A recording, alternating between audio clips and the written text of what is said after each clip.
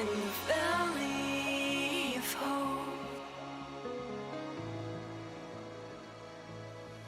There's a river that seeps through our soul, where dreams turn to clouds,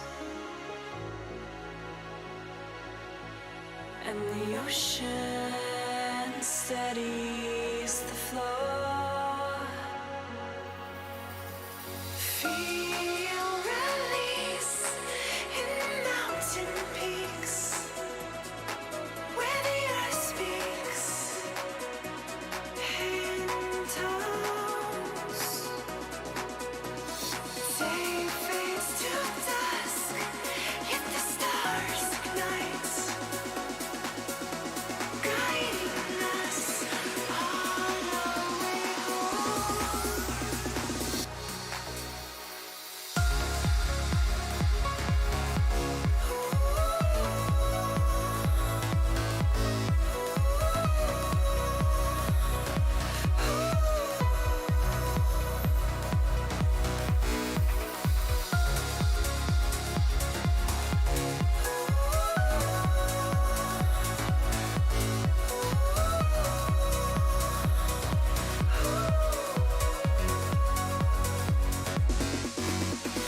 Feel release in mountain peaks, where the earth speaks in tones.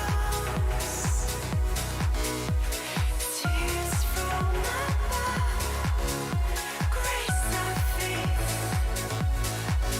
reminding us we're not alone. We're not alone.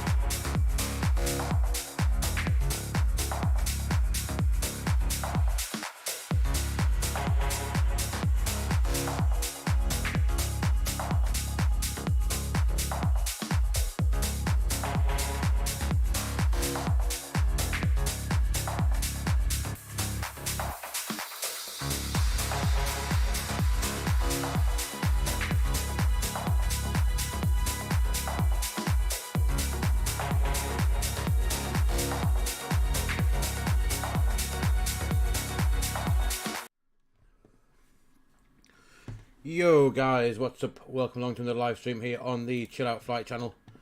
And tonight a bit unexpected and a later night stream than I had planned. But yeah, we're going to have a quick look at a flight from Southampton across to somewhere we haven't been in the on the channel before. We're going to go into Eindhoven. We've got some nice Orbx scenery here in Southampton, and we've also got the lovely Transavia livery for our A32NX. It is the latest experimental version of the fly-by-wire mod with, hopefully, if we get it right, the working VNav as well, or partially working VNav.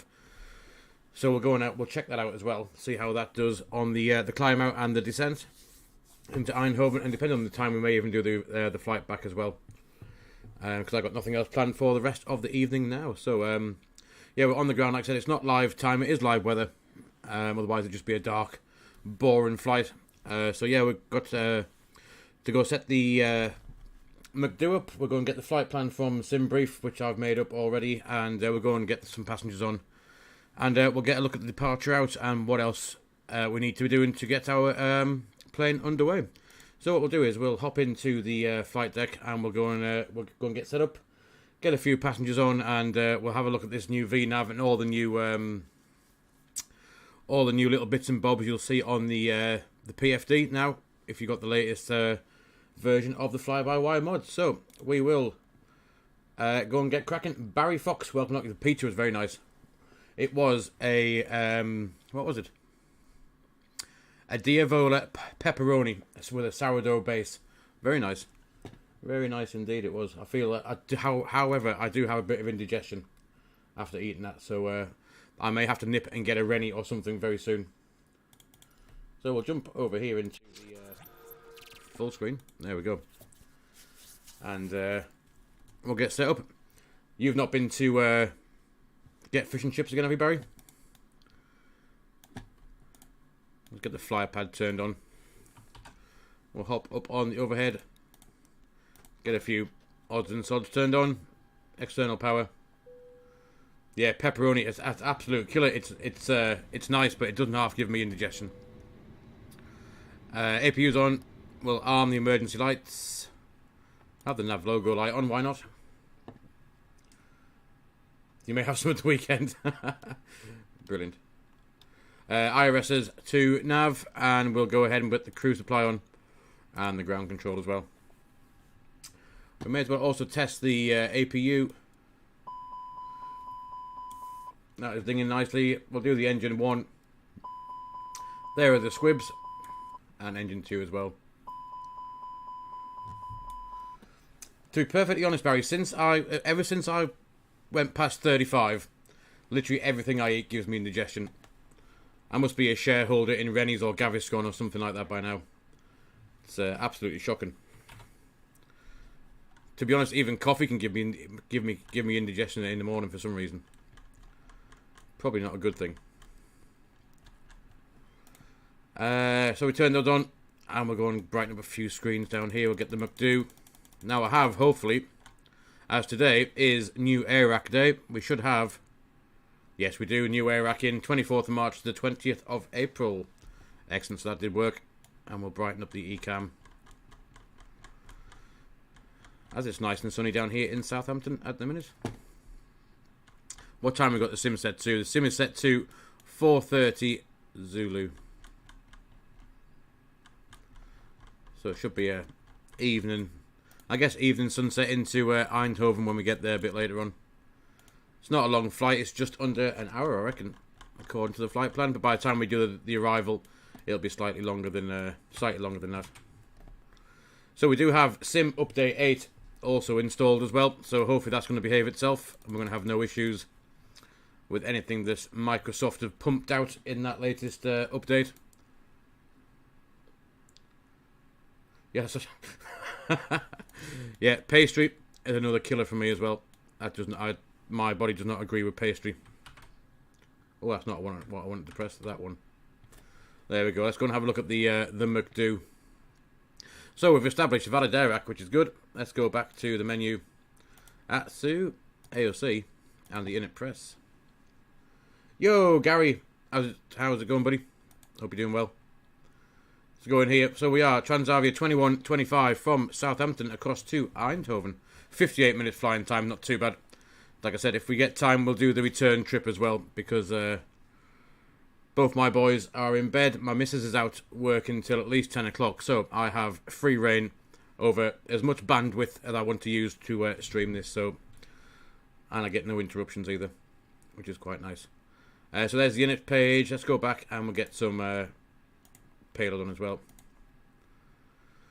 We have only 109 passengers coming tonight, so we're quite light. Zero fuel weight is only 42.5 tons, so we'll get those going. And we will go and have a look at the init request.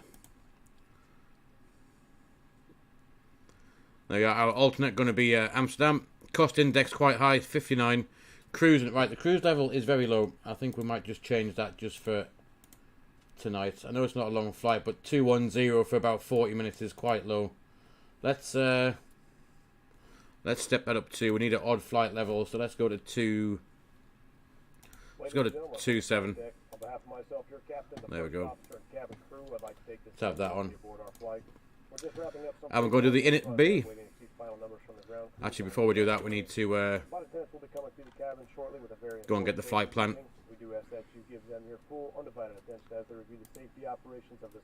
There we go. Let's grab that, get some fuel. there's anything we do to make your flight any more enjoyable, please don't hesitate to ask. Welcome aboard. Your sim's crashed the desktop a few times, ago. Is that with the new, obviously, the new sim update? I guess. Yes, let's have a look. What do we need? Alternate Amsterdam, we need a ton of fuel to get there. Block fuel is 5.6 tons, so let's take 6.2. That should cover any eventuality, I would have thought. Let's pop that in. And now we can go down and finish the McDo. So 6.2 can go in. And 0 fuel weight, pop that in there as well. And the alternate, we said we needed a ton of fuel to get to Amsterdam. Cool, 26 minutes.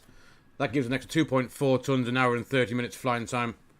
And that should all be good. So, with the new VNav in here, we need to make sure we put all the bits and bobs in properly for us, because we tried it out the other night and the top of descent was not as accurate as it should have been. But I've since found out that was because I didn't put in the forecast winds for the descent, which will mean it will get a more accurate top of descent. So what we'll do is we'll do that as well, and hopefully we'll see how the VNav actually works on the way in.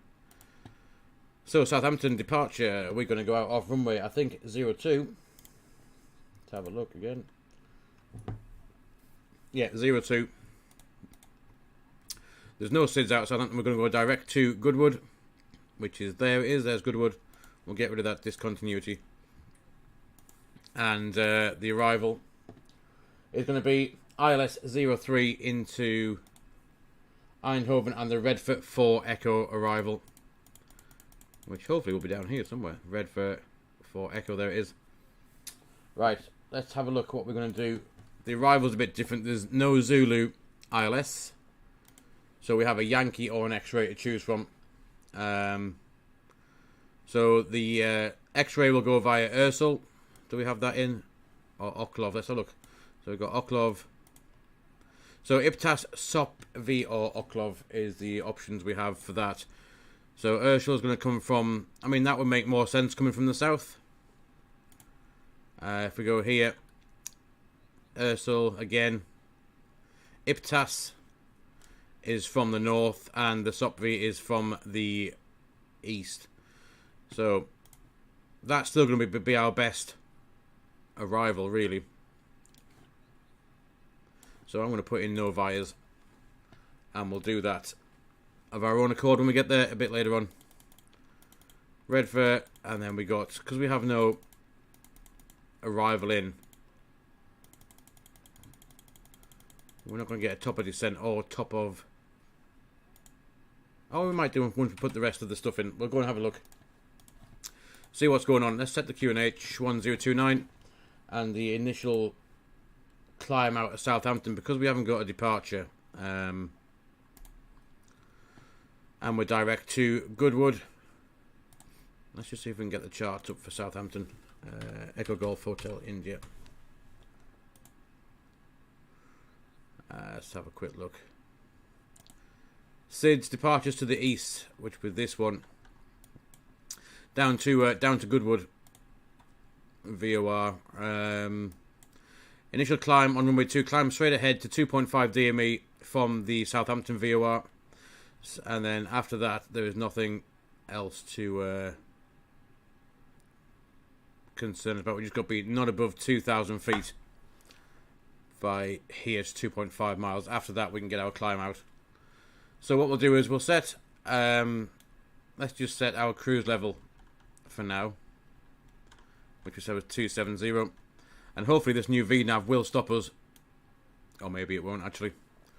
It hasn't got that constraint in. So we'll just climb out. And we'll do it ourselves after that. But we will try it in on the way in. It's got the restrictions in for Echo Hotel 573 at 2000 and 1330 after that. So that's not too bad. Let's go grab the performance calculator and we'll do that. Here it comes. And we'll go and grab that and get this in. So Echo Golf Hotel India for Southampton. And we're going to go off runway 02. Weather, the wind, well, clearly there's no wind. 8 degrees, QNH 1029. It's going to be dry.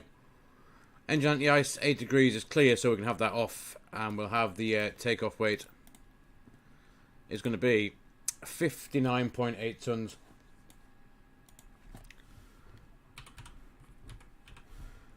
CG will be forward, and we'll do actually 1723. We need to do a toga takeoff. We would never get out of there. We'll try config 1 plus F, see what that gives us, and we'll try packs on.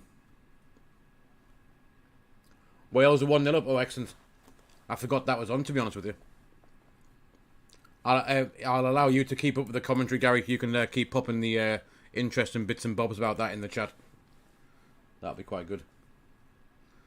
Yeah, so config 1 plus F, toga takeoff, 20, 23 and 30.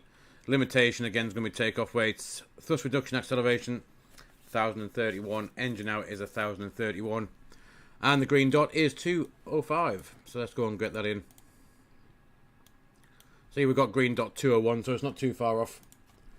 And we can go with flaps 1. Nothing in the flex because it's going to be toga. And then 120 for V1. 123 for VR. V2 will be 130. And transition 6,000 feet. And we'll put the 1031 in down here as well. And that can go in there as well. Cool. So that is set. So we've done Atsu, we've done the init press, that is all done. We got the passengers on and the cargo that we're taking. Init A is done. Init B is done. Performance is done. Flight plan is also done. There you go. It's got speed limit point there now, and we got top of climb populated in. So about 8 minutes from departure, we should reach flight level 270, and then we got a top of descent yet?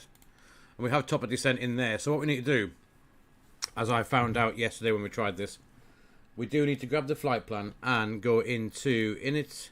Is it in the init page? Winds. And to get an accurate top of descent, we need to put the descent winds in.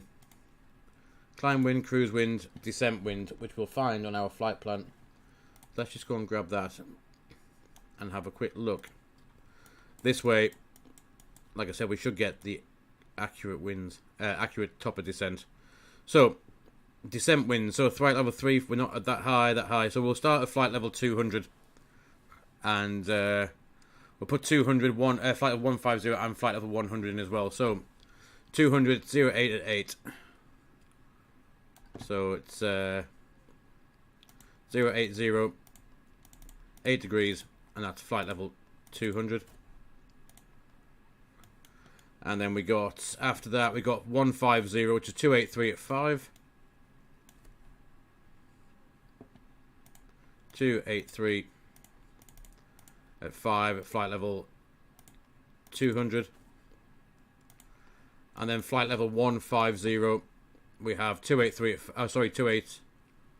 283 at 5, and then 285 at 9.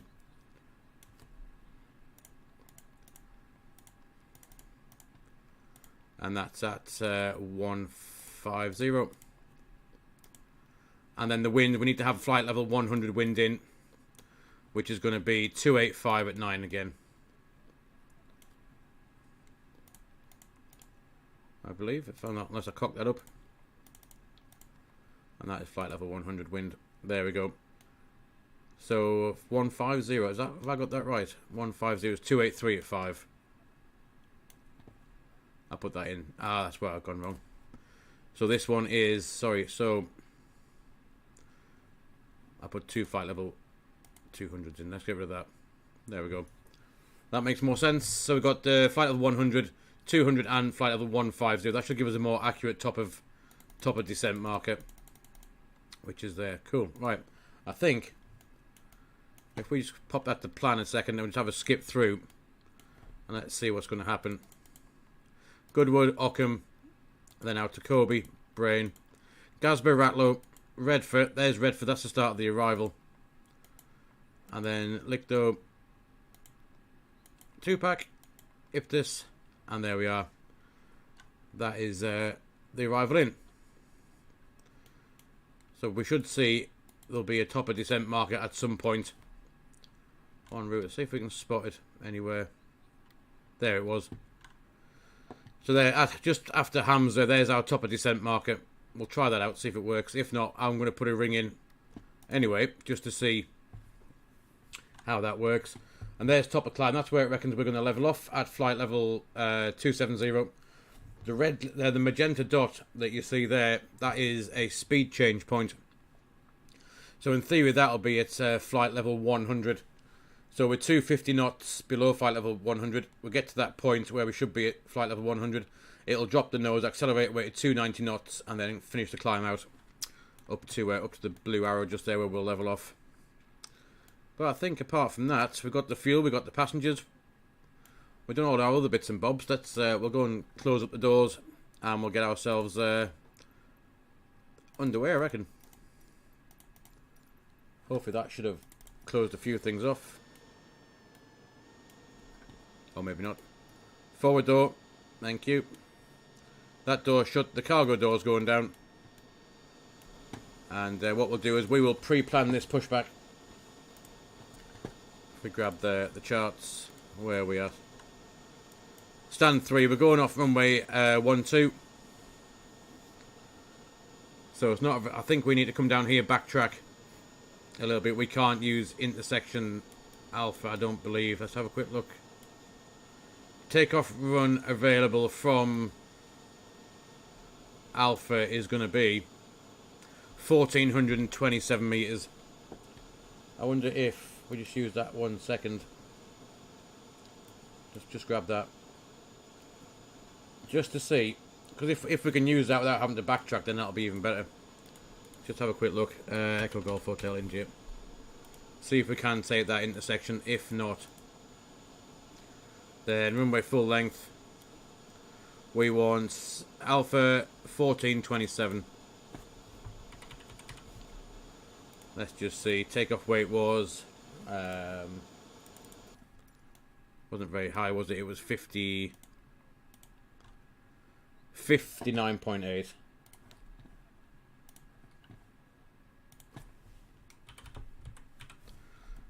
We do CG forward. Toga takeoff. Packs on. Can we get that? Selected runway weight is too heavy. Takeoff weights for this runway under conditions and applied configuration. Please check available runways. I'll try a higher config. So let's just try config 2. Nope. And config 3. We can't do config 3 either. Packs off. See if that helps.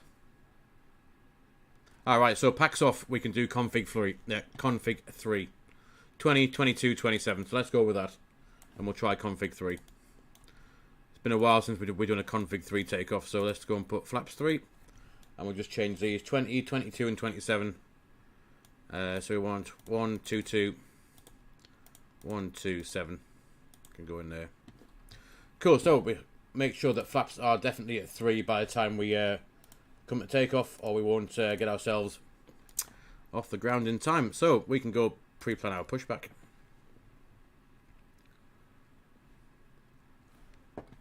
And we are going to go. We can push straight back, and then it's going to be out onto Alpha. So let's have a quick gander. What have we got here? Yeah, let's go.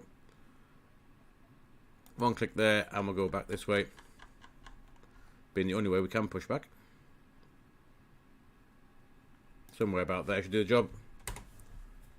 And we may as well request that when we're on with. I can go back to flight plan. And hopefully we'll get a tug. Ideally a tug would come up. Maybe not. We'll sort that out in a second. And yeah, so I think we'll just get ourselves going. We'll go back in and just make sure we get some fuel pumps on. That'll be useful.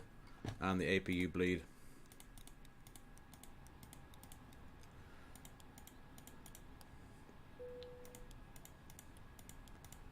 All that good stuff on.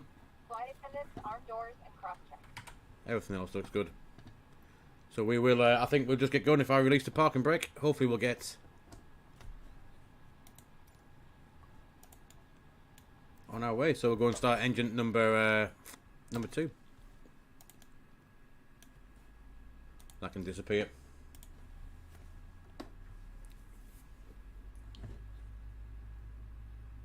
Once again, we'd like to welcome you on board. Your safety is our top priority, so we appreciate the kindness of your attention while we demonstrate the safety features of this aircraft. You can follow along with the safety information card in your back pocket. 2,000 your seatbelt and circle flat. You can hear engine number 2 spilling up quite nicely. Where's the other side up? There it is.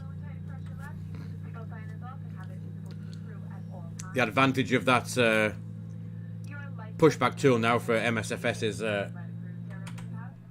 is brilliant. Means we can do all our other good stuff and not have to worry about lining up that pushback. Right, pick the wind shears on. TCAS 2000. We'll just wait for a good start on engine number 2. You can see with the latest update, I think the screens have been done as well, because you've got more reflections in these displays now as well than what they used to have, which is quite good. That's a good start. Let's go with engine number 1. There goes the barking dogs. We'll set the parking brake ready. Let's have a look how that pushback was. That is loud in my headphones. Not the straightest pushback, but it did the trick. Anyway, let's go and do it. We'll do a flight control check while this is getting itself underway. So let's have a quick look. Elevators are full up, full down, neutral, and ailerons full right, full left, neutral, and we'll set the we'll check the rudder as well. Full left, full right, neutral. Cool. So they're all tickety boot. Nothing has been mucked up with that sim update, so that's quite good. And we'll just get ready for this this engine start. There it is. So good. We are good to head off. Ignition can go back to normal. We'll go and get shot of the APU bleed. That can go to taxi, and we'll start to head out. It should be simple taxi enough. We're going to just literally turn right here, all the way down to the Alpha 1 hull point, and that should see us good. And hopefully that takeoff calculator has done a good enough job to give us enough speed to make it off this short runway. Because if not, we'll end up in the Solent probably. Yo, Cloud Gaming, how's it going, buddy? Welcome along. Thank you for your sub on YouTube.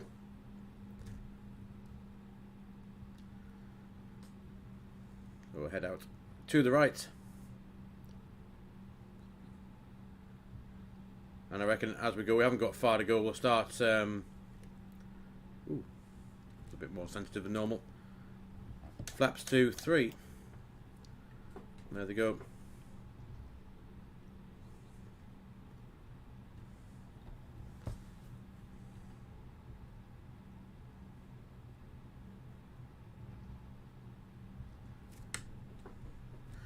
So there's our whole point. There's Alpha 1.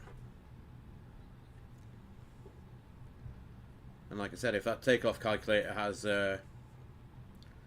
done its trick, we should have enough power to get ourselves off this short runway. So let's go and get these lights on. That can come on. That can go on as well. And we will just arm the spoilers. Auto brake can come to max. Please prepare for takeoff. We'll do the old dinging of the cabin crew, and we'll do the takeoff config check. There we go. Takeoff config check is normal. TCAS now can come to TARA.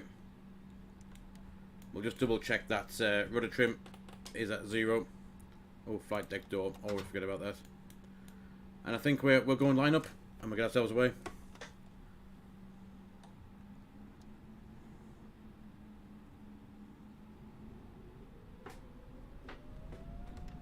Or not. There we go. That would help.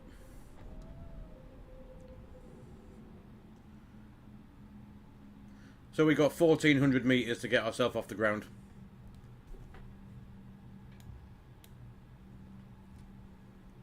I'm not entirely convinced, but if that takeoff calculator reckons we can, then I'm all ready to give it a whirl.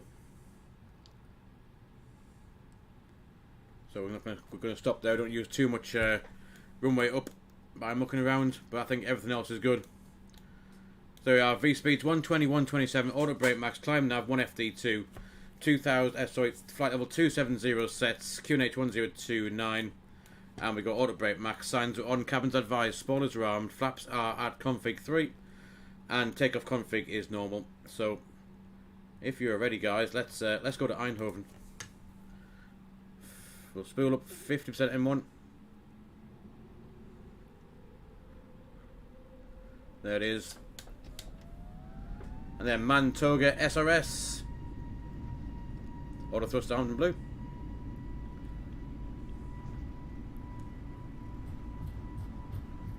There's 80 knots. We'll release that side stick pressure. 100 knots. There's V1 and rotate. Up we go. And we'll get ready for the first bit of flaps. Can go up. Gears going up as well.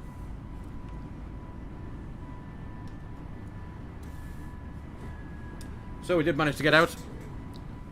So that performance worked out quite well. We're now back at flap 2. We've gone above that first F speed. And leave a climb. Thrust climb, climb, nav. We can now go to flap 1 in a second. There it goes. There's flap 1. We're now heading direct to Goodwood. Cheers, Gary. Well, hopefully we'll have a good flight. There's that S speed as well. And we can go back to flaps retracted. So that worked out quite nicely in the end. So we'll see. So ideally we said that magenta dot will be, that is a speed change point. So we're going to stay at 250 knots below 10,000 feet. So we can work out that is where we'll be at 10,000 feet. That's where the nose will drop. And we'll accelerate away up to our cruise climb speed. Around 280, 290 knots. So we'll see if that is true. Anyway, let's disarm the spoilers. The runway turn off light can go off for now. And so can that one.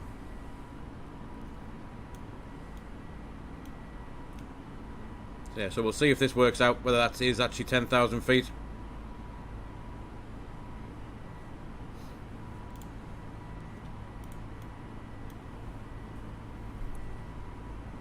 We'll pull the QNH standard.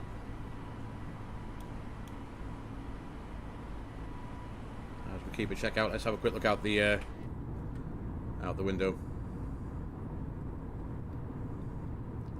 Pretty cool. Like I said, there's no departures out of Southampton, so it was a direct to the Goodwood VOR from there, and then we make that left-hand turn across towards the east, and then towards the North Sea and to the coast of Amsterdam.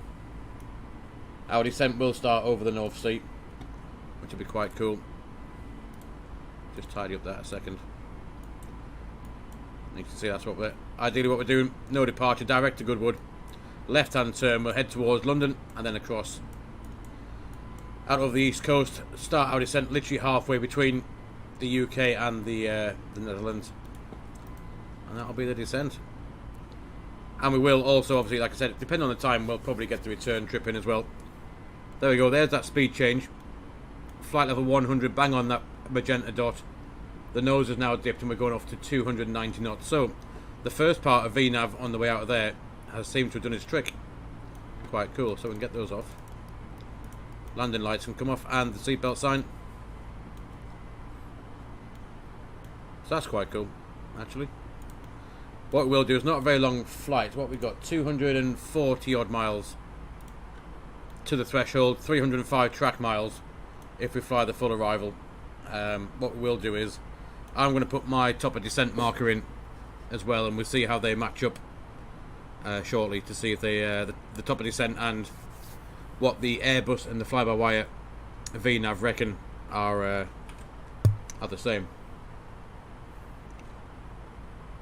But now, like I said yesterday when I tried it, it was well off. It gave us, to descend from flight level 370 down to 3,000 feet, it gave us about 15 miles to do that descent. That's where it reckons it wanted us to descend.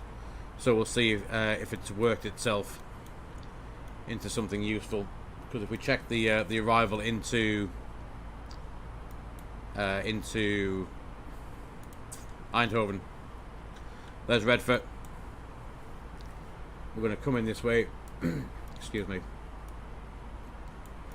MSA, what's that? 1,800 feet. So yeah, we've got nothing.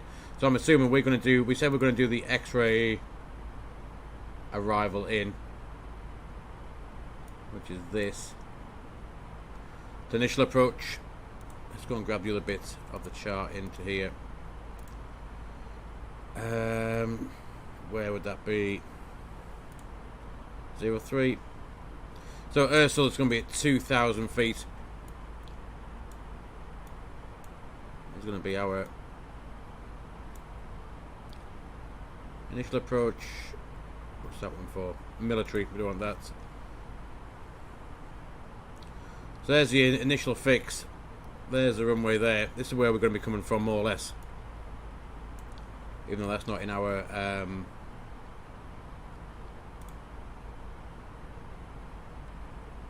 yeah, Ursula 2,000 feet. That's going to do the job. So we'll keep this ILS X-ray up. So let's get rid of the ones we don't want. We don't want the Yankee. We don't want that one either. We'll keep this one.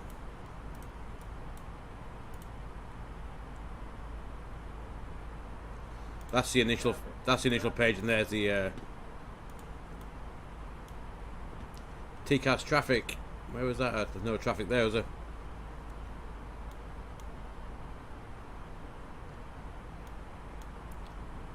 Quite a bit of traffic ahead of us as we're heading towards London. Oh yeah, TCAS, Alt Blue, traffic with TCAS. What we got anywhere about? That might be a bit. Yeah, nothing there. TCAS gone now. So yeah, cool. We've got the right rival, but Ursula was not in our Lico 2-pack. IPTAS we got. IPTAS is not the right arrival for us. IPTAF comes from the north, I believe. IPTAFs.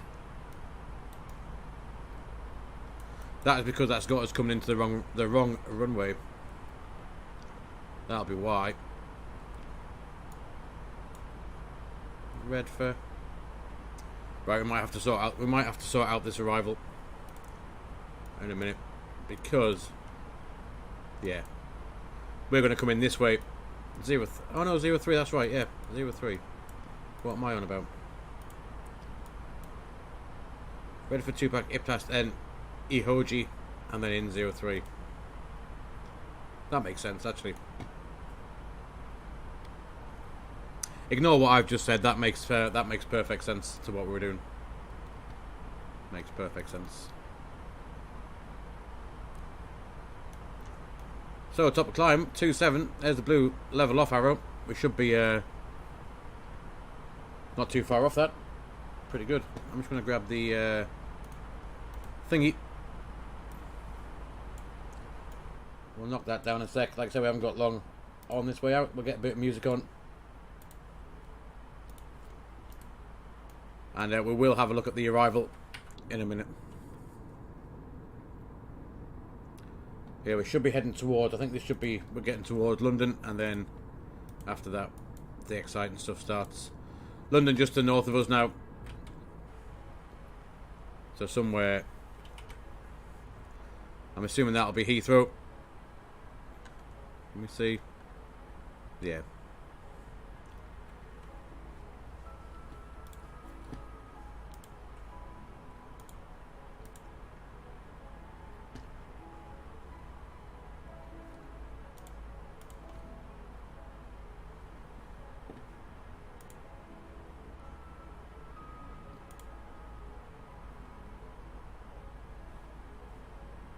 Good stuff.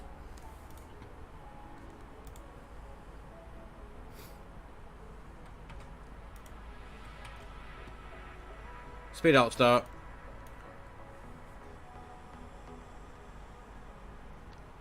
I was going to say speed out cruise. There it is. We're not going that fast. Let's crack that up to the normal speed. 0.78. There we are. We've got a 20 knot headwind, so that bit of extra speed will cut us through that nicely. And we will have a look at this arrival now and put in my top of descent and see how it works out.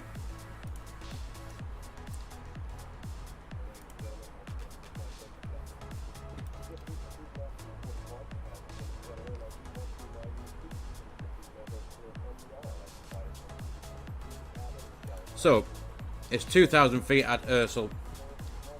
So what we want to do from flight level 27, we need to lose 25,000 feet, so we need 75 miles from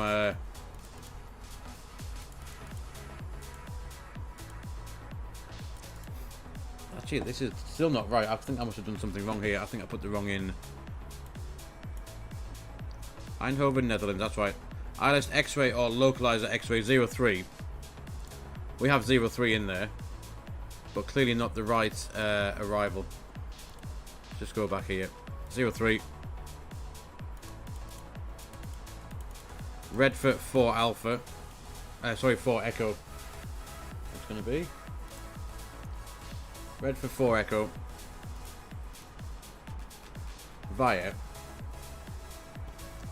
We have no other vias in there. Iptas, Sopvi or Oklov.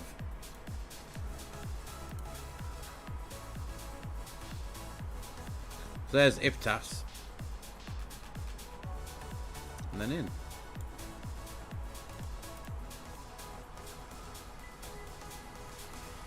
Let's insert that. Ratlow, Redfoot, Lictor, Iptas, Ehoji, Iptas again, of course. Yeah, that's not quite what we needed there, was it?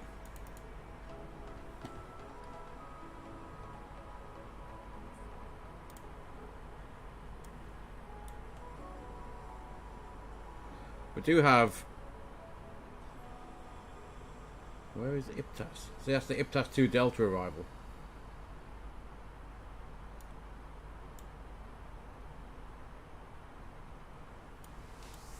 Quite confusing this one, isn't it? What have we got wrong? Clearly something. If you spotted anything in there, what have I done wrong? So Rusel, which was definitely in. Iptas 2-pack. Ratlow.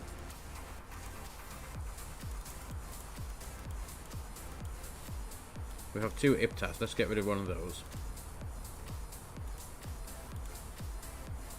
Right. This could be quite fun. Might have to do it ourselves. Just zoom out a sec.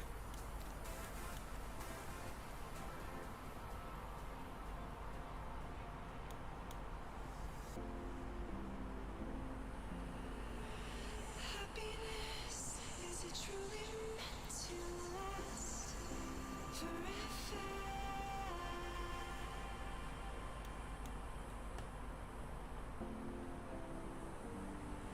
So we've got Echo Hotel 8, 582 up here, flight level 60.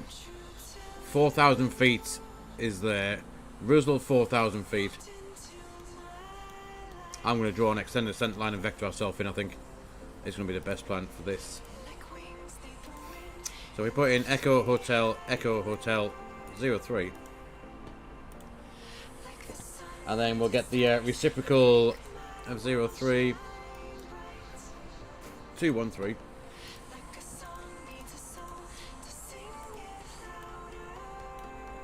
We should have a nice straight line to play with.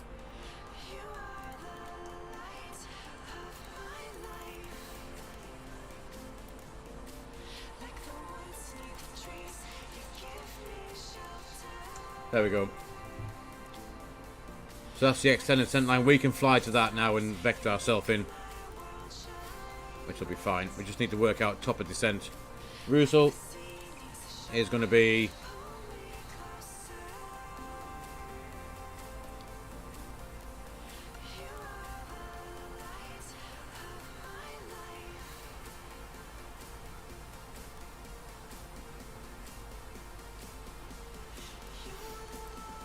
this is not.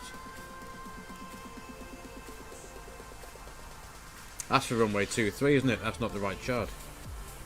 That's why I'm getting confused. I do apologise, guys, but yeah, that is not entirely right. We need to be going in this way. What that's got us doing is over here. EGHI. Coming from this way back.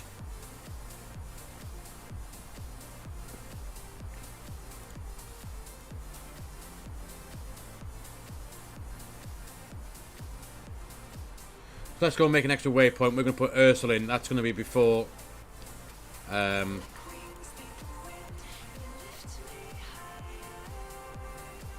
see, EGHI is the other side of the runway. Let's get rid of that.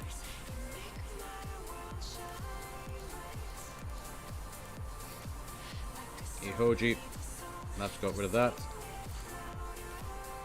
So, 595, which will be fine. Russell. Then after Russell, let's go and put in. Let's go put in Ursula.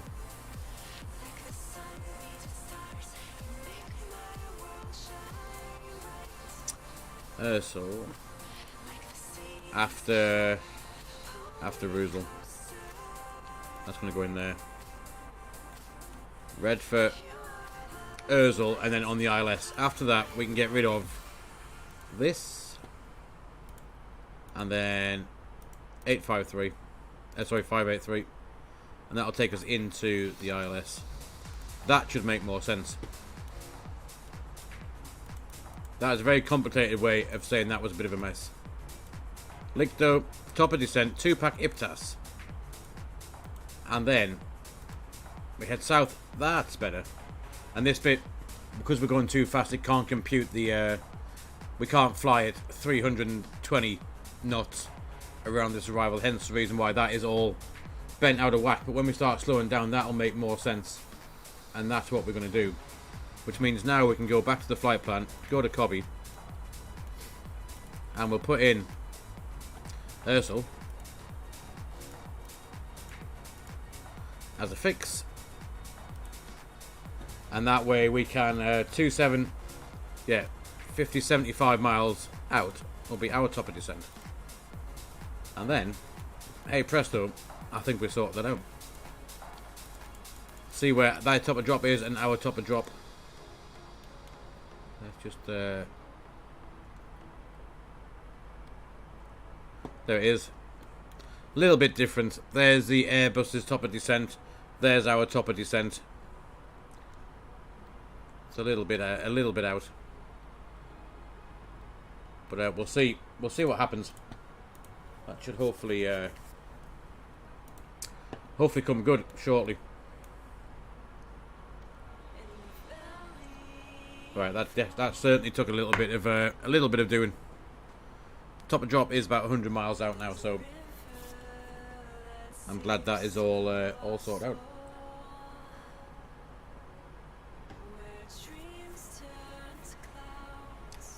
So anyway, I think we completely missed London out altogether.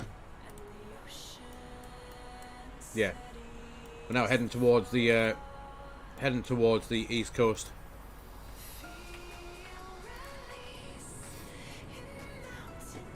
There's London South End.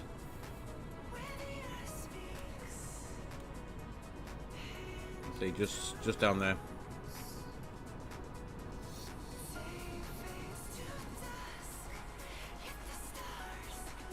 Perfect.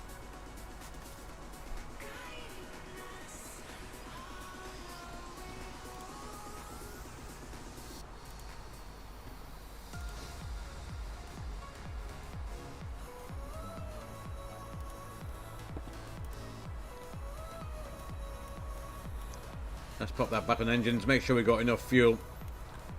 Where we have to. We're heading to Ratlow. At Ratlow, we'll just do a quick fuel check to make sure we haven't mucked anything else up like that flight plan was. Ratlow, fuel-wise, we should have Ockham, Gasborough, Ratlow. We need 3.7 tons. We've got 4.9 at the minute. We've got 27 miles to Ratlow, so we'll try that and have a look when we get there.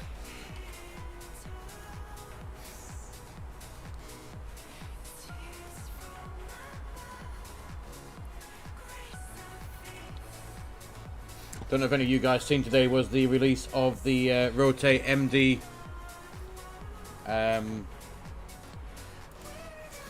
MD, oh, what the hell is it called? I forgot now.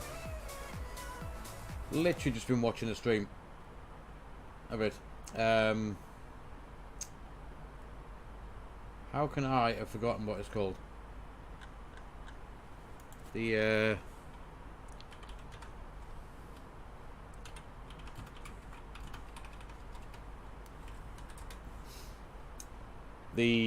Rotate MD11, that's it. I saw a couple of streams of it earlier on. Looks quite cool for X-Plane. I may have to grab that at some point and have a little look at it. But yeah, it looks rather cool. Looks rather cool. However, it's I don't think it was that expensive. $83 to actually buy it.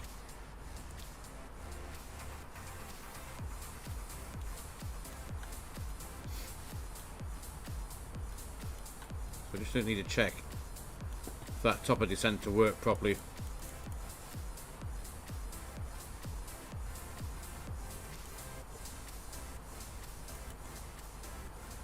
Still hasn't got a restriction in, so let's go and pop that in. That restriction needs to be 2,000 feet. Climb or descent? It's going to be descent. 2,000 feet. The top of descent, and then we go all the way down. 2,000 at Ursel. That may have changed our... No, it's not changed top of descent in there. There's about 40-mile difference between ours and what the fly-by-wire reckons. But we'll give it a try, because I mean my top of descent, I mean way I've worked out is normally pretty much spot on.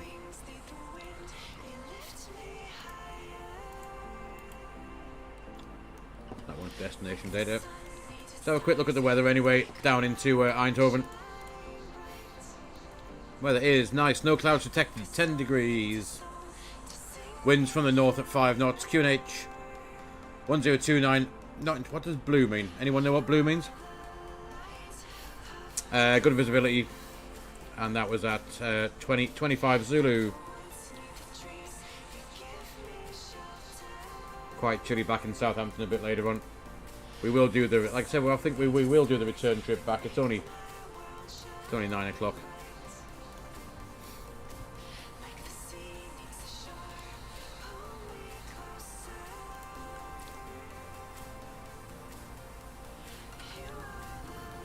And there he is out crossing the North Sea now.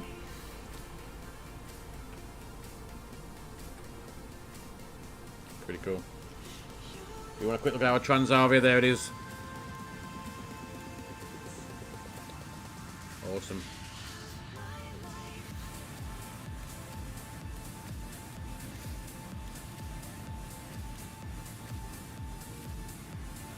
So, sim update. Hey, anybody had any issues with it so far?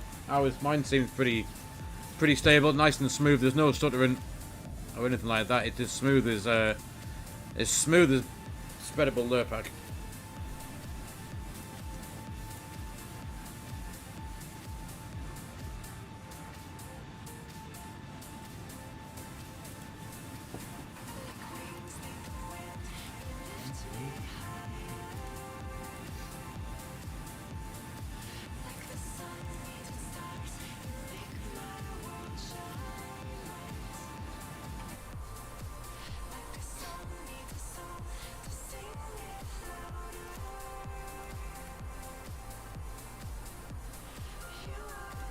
Right, let's go and have a quick look at these engine pages, see how we're doing. Engine, obviously, we've worked that out. Bleed page, that's all tickety-boo. Pressure, cabin altitude is 4,100 feet. It's stable because we're not climbing. Diff is 7.9. We have AC power, DC power, all green. Hydraulics, we've got 3,000 PSI across all three systems. And the levels are, you can see, slightly different, but they're all within their normal range. Fuel. So we have used 1.4 tons. We've got 4.7 left. We took 6.2. 1, that's 5, and 4, and 2. Yes, that adds up. And we got nicely balanced in the tanks as well. Oh, 2-0 now, Gary. Excellent. And you're... Oh, you're updating yours now, Barry. Cool. It's only a small update, I think. Only a couple of... Is it 2.4 gig? I think mine was.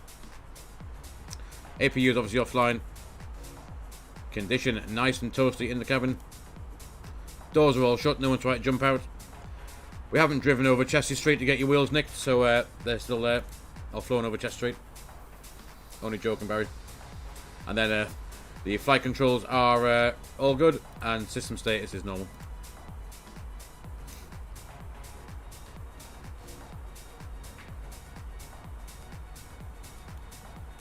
Good stuff.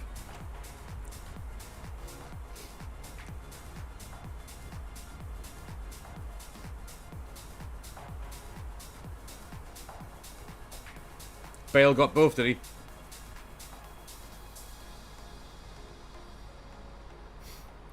At least he's doing some use for Wales. He isn't doing much for Real Madrid, is he?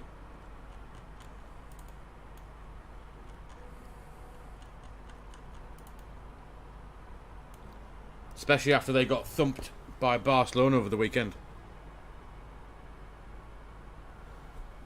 There's someone flying Dreamliner ahead of us.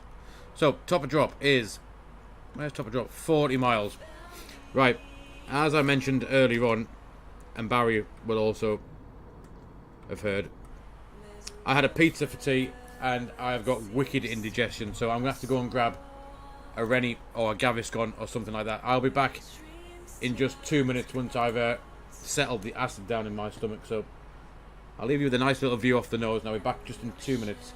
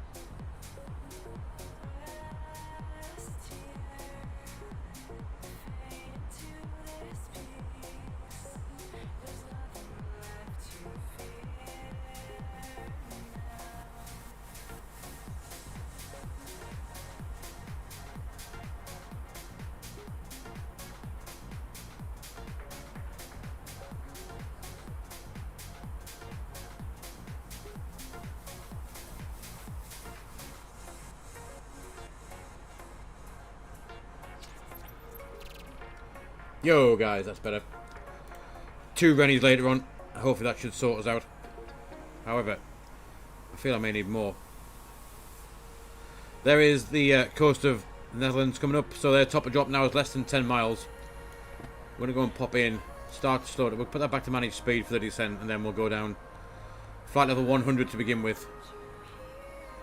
Actually, if we put 2,000 in. And we'll try VNAV. See what it's going to do with itself. It may be, it may work out nicely, it may not. But we'll see what it does. And we're going, once we start that descent, we'll go and put the destination data in as well. We'll have that there ready.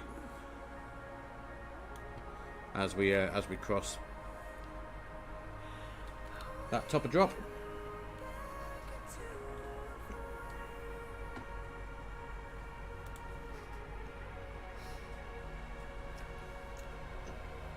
Oh, mint rennies and Pepsi do not mix very well. Oof.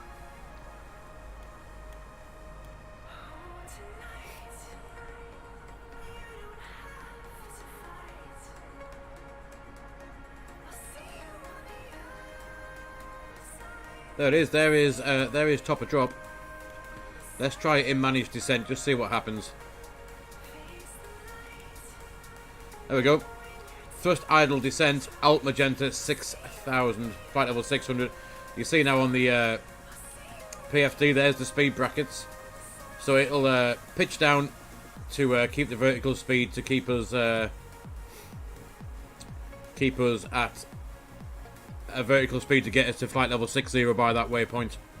So it'll slow down, it'll speed up, and you'll see our vertical deviation is a little bit off. If we go here, it reckons that we're 9,000 feet high. I somehow don't think that is possible, but... And there's the speed change point. That's where we're going to be at flight level 100 is changing. That's where we'll drop back to 250 knots. And that's little... Oh, there's top of descent. Now it's finally worked it out, look. There it is. This is where, so this little blue lightning bolt, you can see, is now the, is where we're going to catch back up with the profile. See, 1,800 feet now. It's now sorted itself out. 1,800 feet low. That's where we'll catch back up with the profile for our descent. So we'll see how that goes in a few miles' time. And if we need to adjust anything, we can go and do that on the way in. So let's go and get this in. So QNH 1029.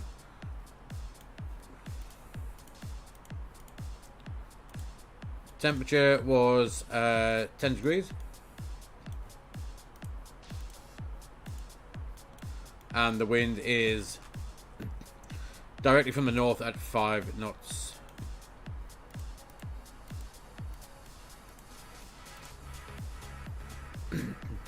And the barrel ref, I'm assuming, is not going to be very high because Netherlands being below sea level. We will have a barrel ref of 274. So the airport must be 74 feet above sea level. Yeah, 74 feet. Bang on. So 274 for that for the barrow. Landing config will be full. We've got flaps at 139, slats 180. Clean speed is quite slow at 197 and a VAP at 126. VLS at 121. And we have 86 miles left to run. Let's go and pop in the progress page. We are going to pop in Echo Hotel 03. Pop that in there. 58 miles.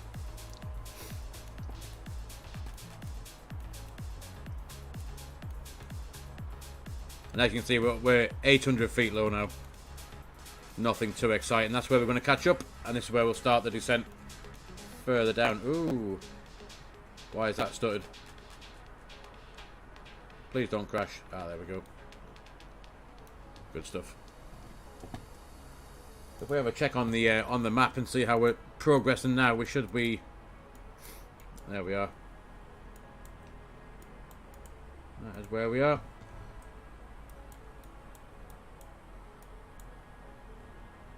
I don't think we can get moving maps on here, can we? No. But we are essentially coming down now, red for down towards Hamza and Lichto. And there you can see it's now going to speed up. It's now dipped the nose below. That's 5 degrees more or less. Sorry, 2.5 degrees. And the vertical speed now to keep that profile. There's the green dot, the little yo-yo that goes up and down.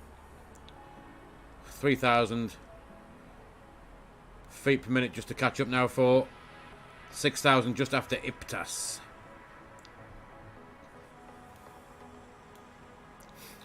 So yeah, it's trying to keep it now with 600. It does, Barry, yes. Everything seems tickety-boo at the minute, apart from that little stutter there. But I did notice that was because I haven't got... I don't know if I turn on my throttle cam a second. If you can have a look just there. Those two, the radio panel and the autopilot panel just here. They just lit up for some reason.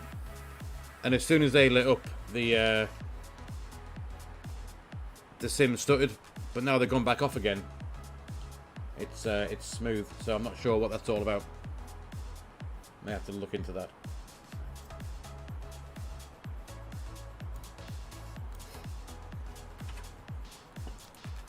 But you could be right, it could be wife's fault. Look at that dipping us down now. Almost at 5 degrees. And the speed's right up to the upper level of that. There we go, it stuttered again and that just lit up again. Right on the upper limits, it's going to go over it now, look. It shouldn't do that, it shouldn't go over the top of that speed bracket. Only blue, buddy, this is the experimental version of the fly-by-wire. And we're just testing out its we're testing out its new VNav. We've now gone into Mach.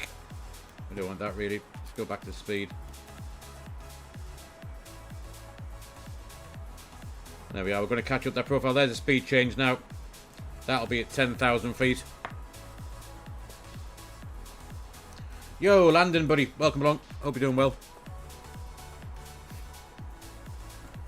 But as I mentioned earlier on, you can see now we've now started to slow down. That flight plan is now looking a bit... It's drawn itself back in a bit better now. Oh, 2-1, Gary. Who scored? Yo, Rube, buddy. Welcome along. Long time no see. Hope you're well. Thank you for coming and moderating.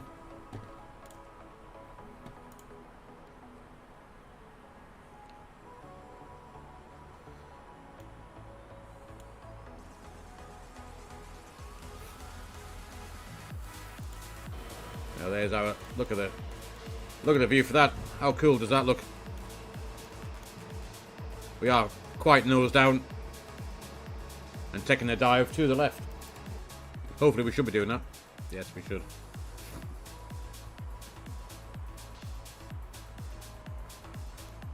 So 12,000 feet.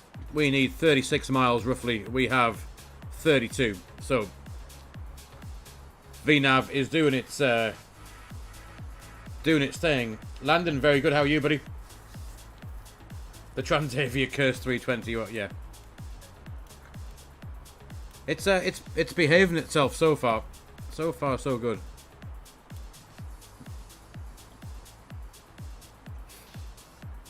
And also VNav, we're not too far off profile, a little bit low now. 200 feet. Or so low, 1100. So ideally this should now start to... You can see that yo-yo going up and down.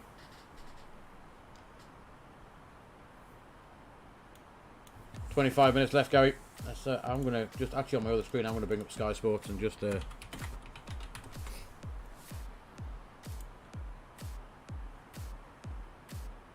just while that is happening.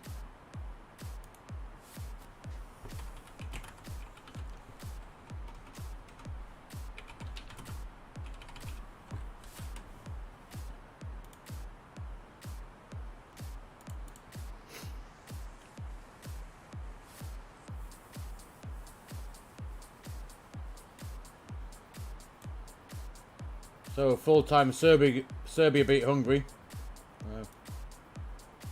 Italy 0-0 against North Macedonia. Portugal 2-1 up against Turkey. Scotland 0-0 against Poland. Sweden 0-0 against Czech Republic.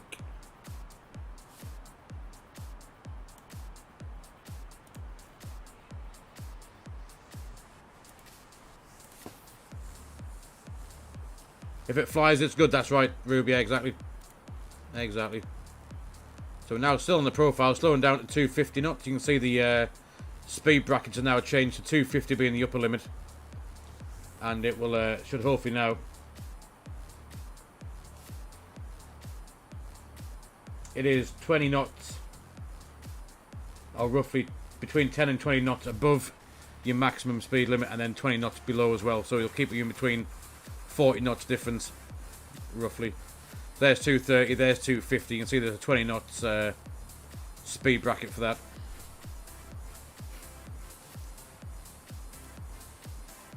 So yeah, we're just going to let it do what it needs to do. So in theory, the real Airbus, if we were having a problem with the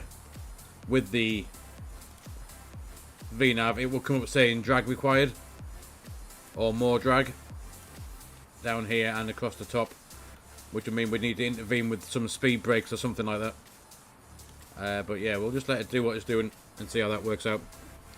While we'll just check the ILS is tuned up. We should work 10975. You're going to spot the Air Force One tomorrow, Rube. Oh, cool. Is that coming towards Brussels, is it? Radnav, Echo Hotel Zulu, 10975, and the final course, 033. I wonder if I can put that in. No, clearly not.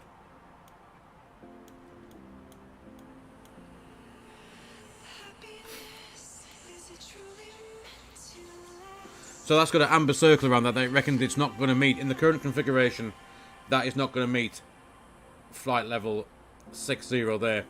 However, I feel like it's going to, because we're not far, 2,000 feet out, and from IPTAS we've got 4 miles. We need actually 6 miles, I guess.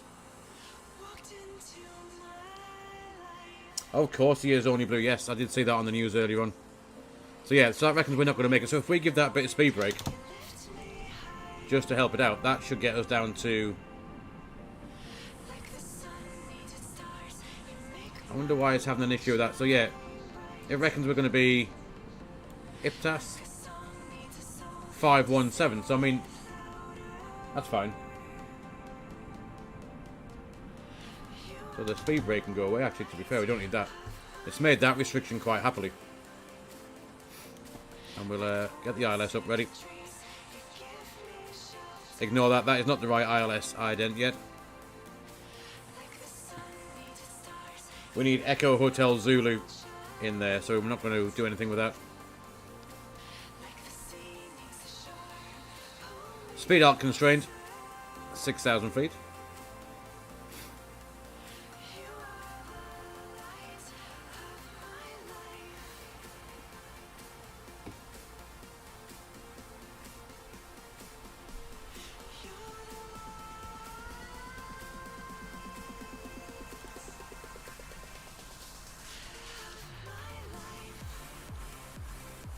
It is very nice, Rube. It's awesome tonight, actually. I mean, look at that. I mean, for a sim that comes straight out the box, that looks like that. Where's the other side? There we go. That's a bit better. For a sim that comes straight out the box looking like that, no ortho required, or anything, you can't really complain, can you?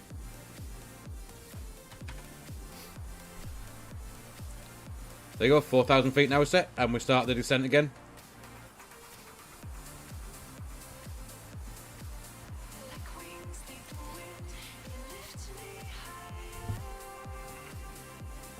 I have to say, my sim tonight is performing flawlessly at the minute.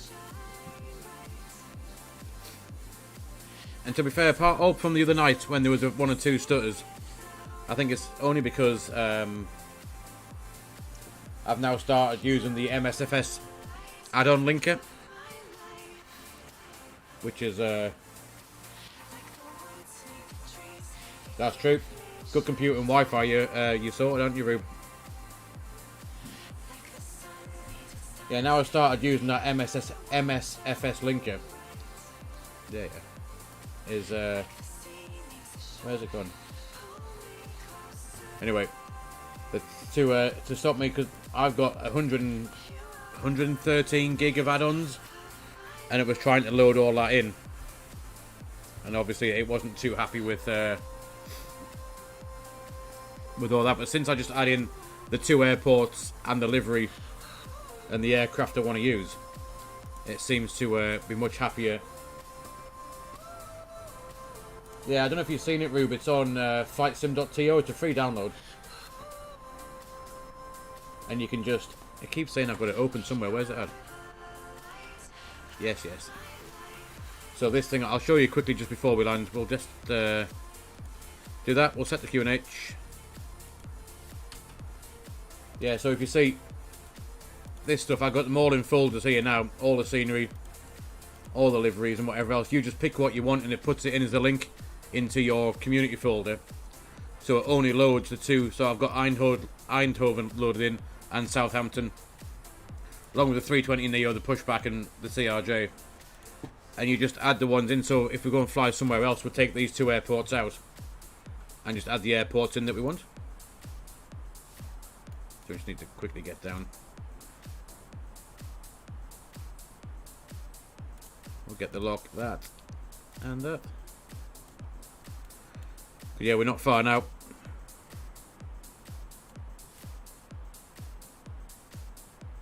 Just going to set that to 4,000 feet because I changed the QNH. It's not.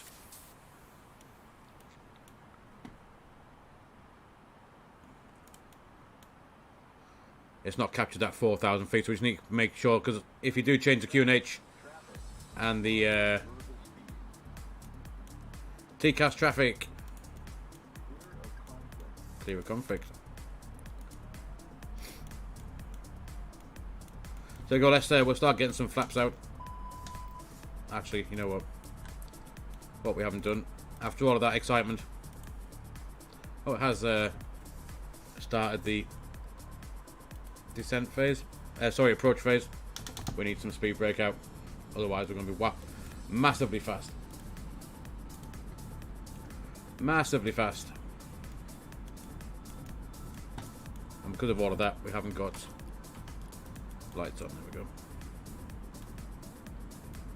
So we're going to have an 8-mile final. We'll start with that. We'll have the flaps.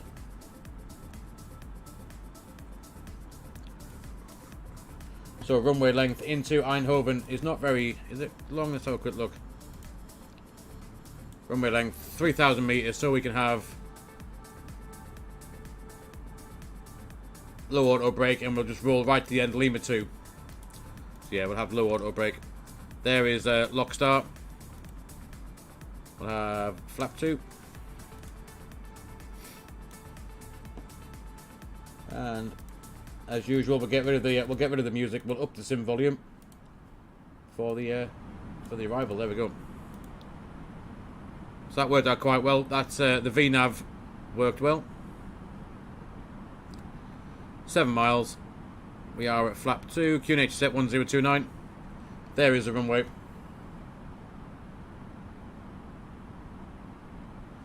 RNAV approach, yes, Rube. Obviously, that's a non-position approach as RNAV, where you need to, in this anyway, you need to track FPA and then you'll pull whatever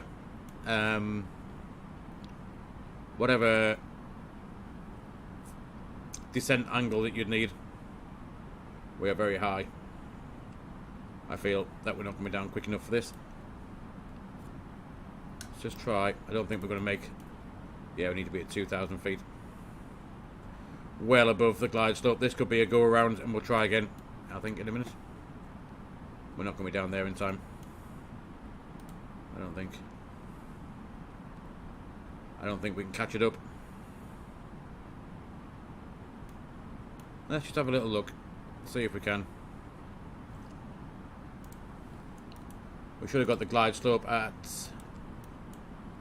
6.1 miles. I think we may be asking a bit too much on this way in, I think. That's 2,000 feet. Alt star. Yeah, we're not going to make this arrival. Right, let's abandon that. We'll go around and we'll do it, and we'll start again. We will abandon that. Let's flap one. Go around track. Let's climb to 4,000 feet. And we'll pull the heading.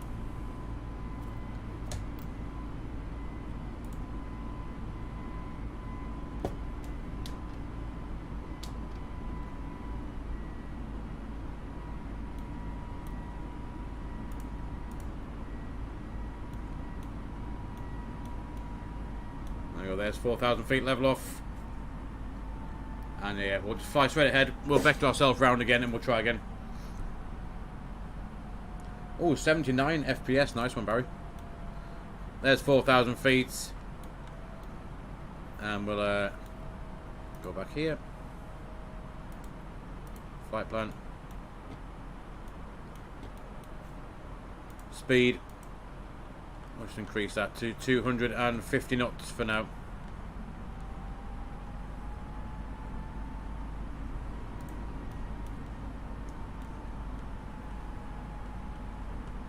So as much as we'd like to try the VNAV, that didn't quite work out as expected. So what we'll do is we'll fly straight ahead, then we'll make a left-hand turn, as it says, come back to EGHI, back out again, and back to Ursel, and we'll try again. As long as we're 2,000 feet by Ursel, we need 6 miles to go again for that.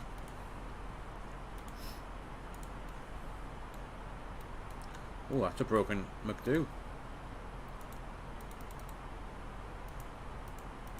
There we go, that's a bit better. Oh, what's happened here? Go around. It's still stuck in there. But we'll try without... see if we can still get the rad nav page up. We can. Performance. Next phase. That's all still set up as well, so that's good. So we'll fly straight ahead. We'll make a left-hand turn, and then we'll go back and we'll try again.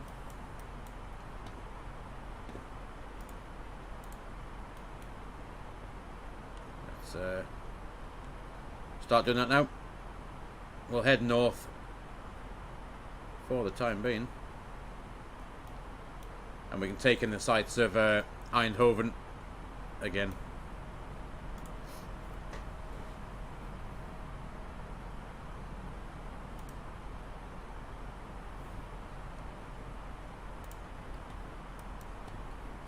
And we still keep that swinging back round again, and we'll go direct to Ursel if we can with that broken McDo.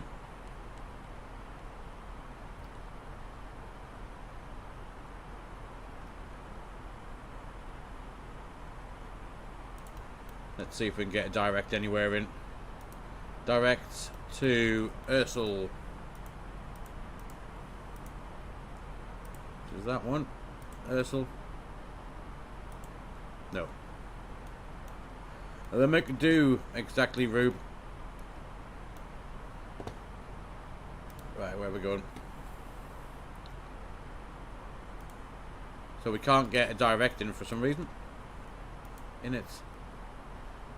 Flight plan page is not. I think I've broken the McDo. Uh-oh. Yeah, we can't actually get any directs in. Just hoping we still got a bit of a flight plan or something in. We kind of do. We'll fly back towards our blue line. We got a broken McDo, we do. We've definitely got a broken McDo. Right, something like that should get us along that blue line. Then we can work out after that. It's still picking up the glide slope and everything else. There's Ursel, is where we ideally want to head to there, but because I can't hit a direct to it. Oh, is that because I spelled it wrong? Let's have a look. Ursel. Direct, temporary direct, there we are. No, that is not right. Oh, McDo has come alive. However, I'm not happy with that, so... Not happy with that at all. Because that is not Ursel. Ursel is over here. And you can see where it wanted to take us there, so, yeah, no. Not doing that. Let's go back to manage speed. And we'll start that descent to 3,000 feet. Not just a broken McDo, it seemed to have come back to life again now, Rube. Not sure what its issue was. But yeah, it's now back to life again. McDo is repaired indeed. Yeah, we should be passing the airport. Let's have a look, see if we can see it. Should just be our right, left-hand side anytime. I think that must be it just there.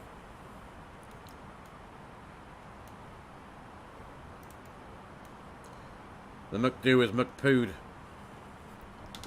Let's get rid of that.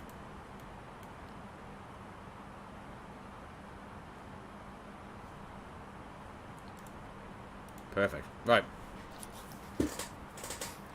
I have faith in this arrival this time.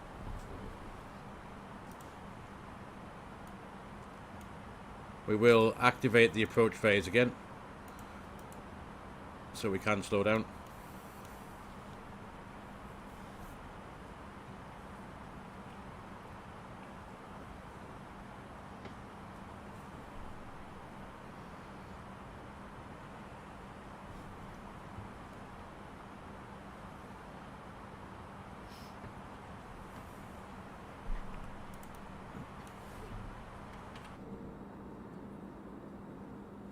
Still looks rather nice. Rather nice. Speed alt start. We'll keep coming down to 2,000 feet now. May as well just do 800 feet per minute, to be fair. That'll work out quite nicely. Let's make it 1,000 feet per minute. There we go. There is the glide slope again. Once we get to Ursel, we'll do a butter landing with very much flareness. Well, we'll try. We will try. We have plenty of runway to play with. Of we say it was 3,000 meters, so we should be good. Land this way, and we'll come off at Lima 2 right at the very end, straight on the terminal. We'll get a new flight plan, and then we'll fly back to Southampton. Right, there is 2,000 feet. That is enough to intercept the ILS. Platform altitude at Ursel is 2,000. So if we can go direct to there now, that should help us out.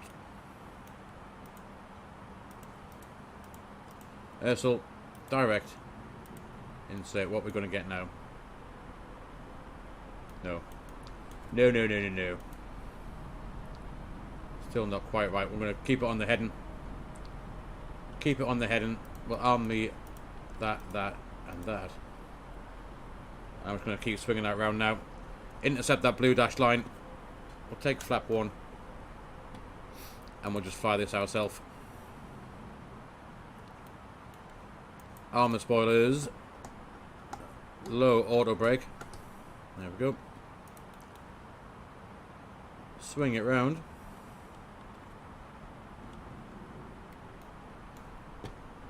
I've had quite a bit of practice with go arounds at the minute. I seem to be doing quite a few. So hopefully that gives us more or less a 10-mile final, which is pretty good. That'll do nicely.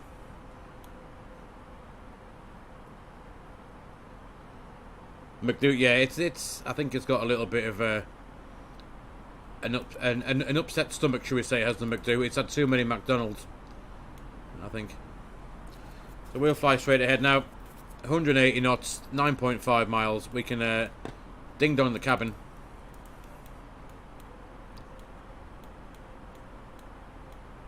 Why is the seatbelt sign not on? There we go. We'll ding dong the cabin. Intercept that blue line, which I'll localise it. That should pull us on to Lockstar, and then jobs a good one.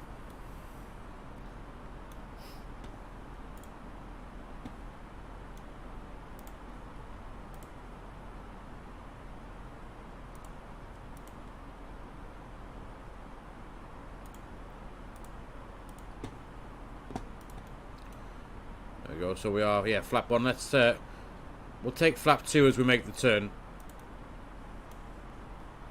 There's Lockstar. We'll take flap 2 now. So glide slope is at 6.1 miles from the Echo Hotel Zulu. So in about 2 miles time, we should get the glide slope. That seems a little bit better.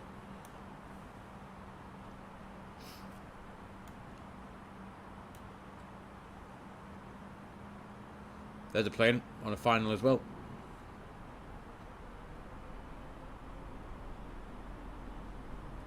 Hamburgers on board, yes, and milkshakes. A couple of fries as well. That's Transavia 6626. That is an actual real world flight, I believe, as well, isn't it? Ones that look like that in the sim are actual planes with passengers. Real passengers. So we're going to follow him on a very short final. Let's have flap 3. The glide is now alive. There he goes.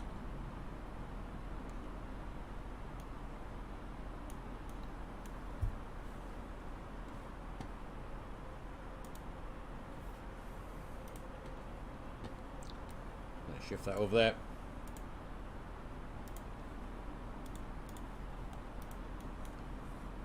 Right, flaps are full. Gear is going down.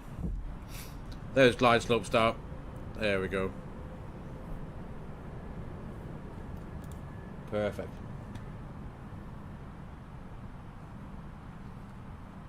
Yeah, Barry, that is actual real world pilotness and planes.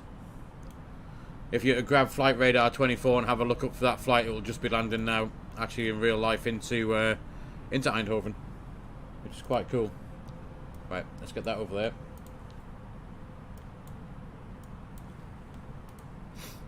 So anyway, 4.9 miles, gears down, signs are on, cabins advised, spoilers are on, we got low auto brake. Yes, we have low auto brake. Somewhere on there, there it is. Flaps are full, ECAM memo's landing, no blue.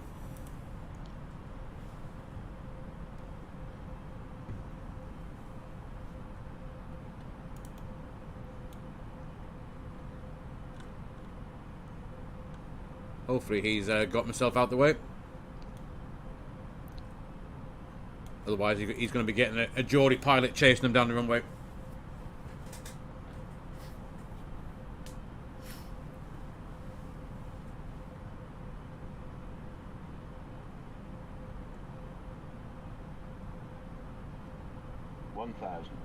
Now 1,000 feet checked and stable.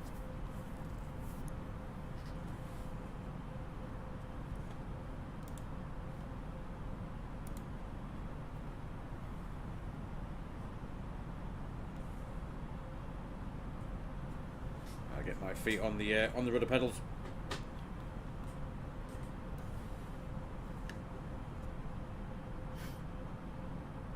Wind is very light. It says, let's have a quick look what we've got wind wise. 8 knots directly on the nose. Dropping off now. Should have been about 5 knots, I believe. I think what we saw in the I think he's come from Alicante. Cool.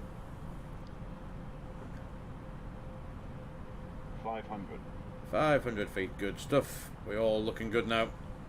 Much better than the first time around. 400.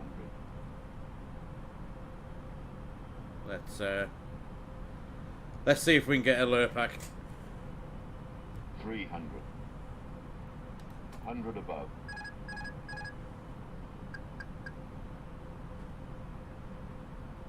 200. Minimum. Minimums continue. It's a little bit low. 100. Looks alright. 50, 40, 30, 20. Retard. 10. 10. 5. There we are, touchdown reverses.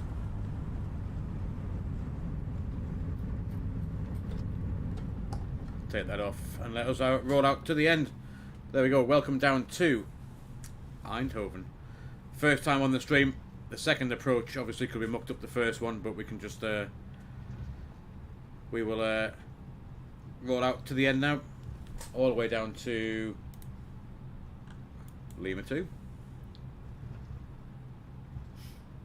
It did feel quite nice, Rube. I'm not sure. I don't know what the landing rate was, but we'll have a look at that in a minute or two when we get parked up.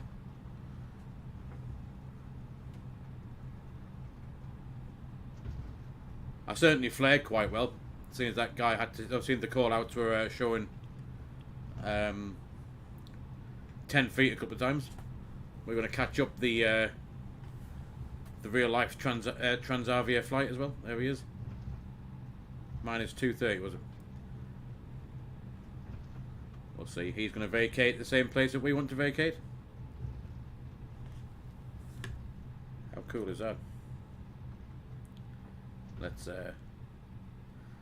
go catch him up. So literally Lima 2 and then straight ahead for the parking.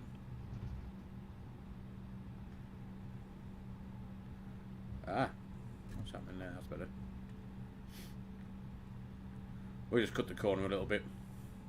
Nothing to see. He's a professional pilot in front.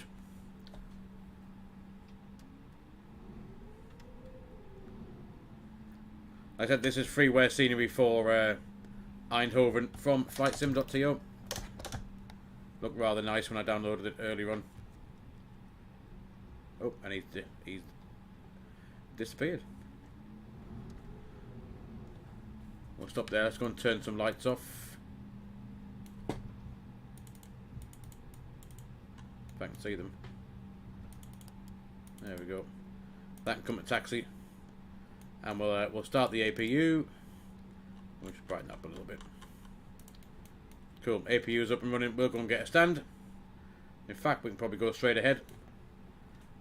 Somewhere to park, and then I'll make up a new flight plan, and we'll get cracking back, and we'll go back to Southampton.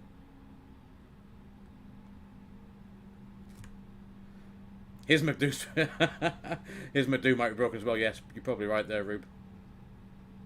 I'm not sure where we're supposed to go here, but I reckon straight ahead. There's a yellow line. That'll do the trick. Somewhere just here.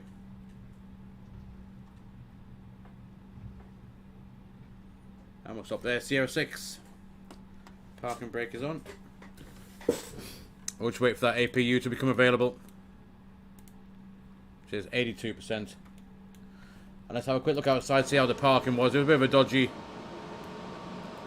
taxi, but yeah, there we are, not too bad. Like I said, this was freeware scenery from Flightsim.to. It looks, to be honest, for freeware scenery, you can't really go wrong. It's rather nice and well modelled as well. Anyway, we will jump back into the flight deck and get these engines turned off. Let's put a bit of lighting on as well. APU is available. Let's get off engine number 2, engine number 1, and we'll turn off the rest of these lights now. And we can go and open the forward door. We'll get some stairs, catering, baggage, cargo, and the aft door as well. See if any stairs. There's the stairs are coming up. There they come.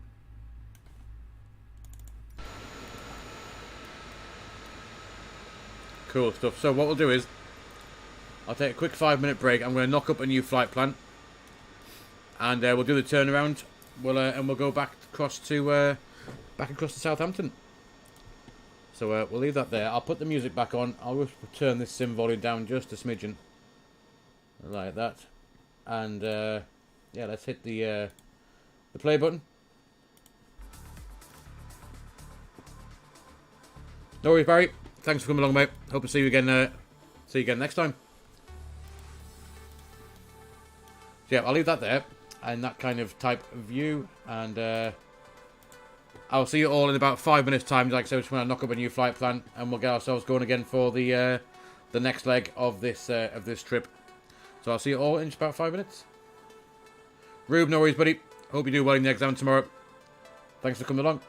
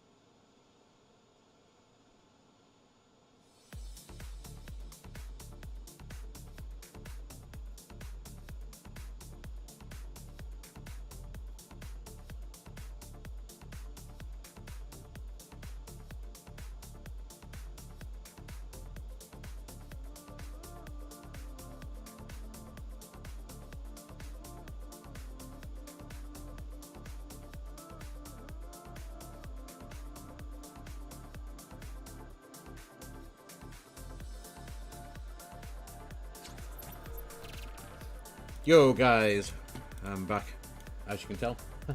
Right, anyway, let's get cracking with the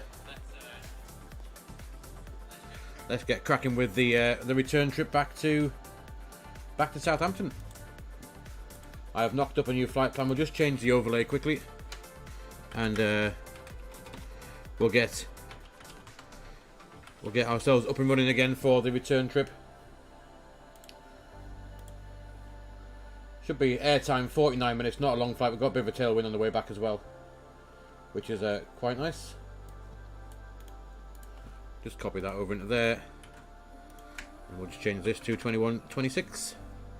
Cruise level on the way back is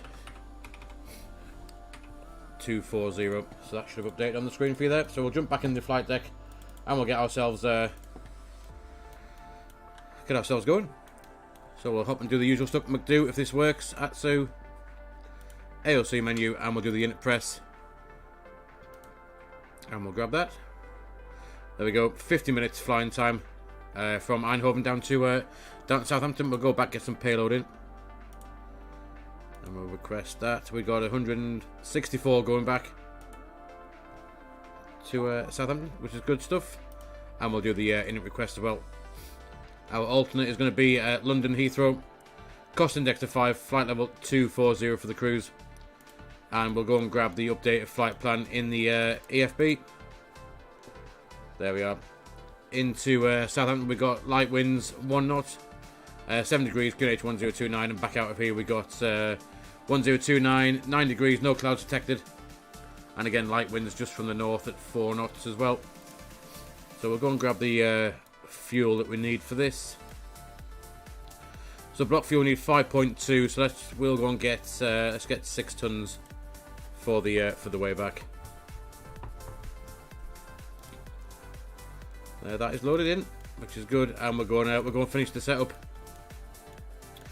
So in at page A, we've got 6 tons of fuel. Zero fuel weight is going to be slightly higher.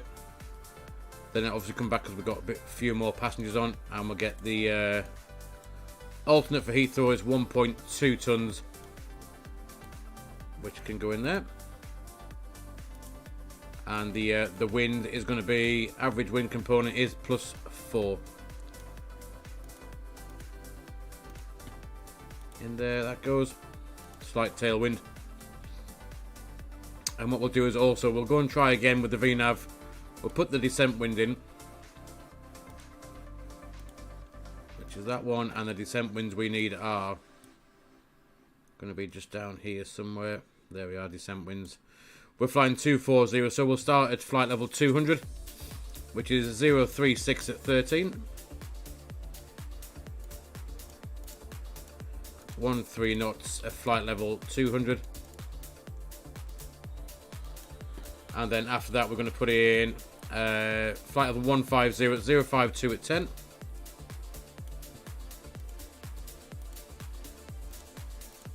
10. Knots, flight level 150. 150, and then flight level 100. It's going to be 061 at 5.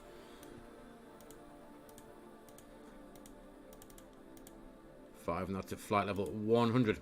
There we go, cool. So that's it. That should help out with the top of descent and make it a bit more accurate than without the descent wind in. We could put a top of cruise, a top of climb, and a cruise wind in. Let's put that in as well, see if that helps out. Climb, top of climb, 240, so it's 101 at 14.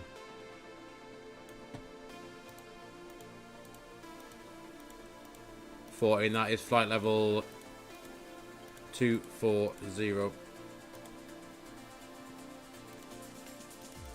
don't need to put that flight level into it.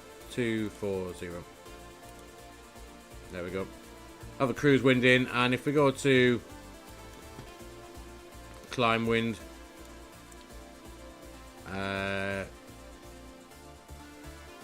let's put in flight level 200, 007 at 12. 7 at 12, and that is flight level 200. There we are. So we have some wind data in now as well, so we're going to see if that helps out with anything. and we'll set up the departure out. We're going to do out at Eindhoven. We are going to be going off runway 03, and it's going to be the Abned 2 Juliet's departure. We'll insert that into Southampton. We're going to ILS 20, and it's going to be the Umber 2 Sierra. Umber 2 Sierra, and it's going to go via the Southampton VOR more than likely, I would have thought. Let's just grab the chart for that arrival. Windowed, yeah, Southampton VOR, and then straight in. Pretty much. So what we'll do is we're going to come via Ockham down to Pepsis, and then straight in. So yeah, actually we won't go via the VOR, or we'll leave that work. We'll leave that alone. We won't put any vias in. We'll do a self-vectored approach into there. We'll just see if it's got any discontinuities, which we haven't. We got 291 miles to go, which is quite good. And we can now go and get the performance calculator, and we'll see what we need for that.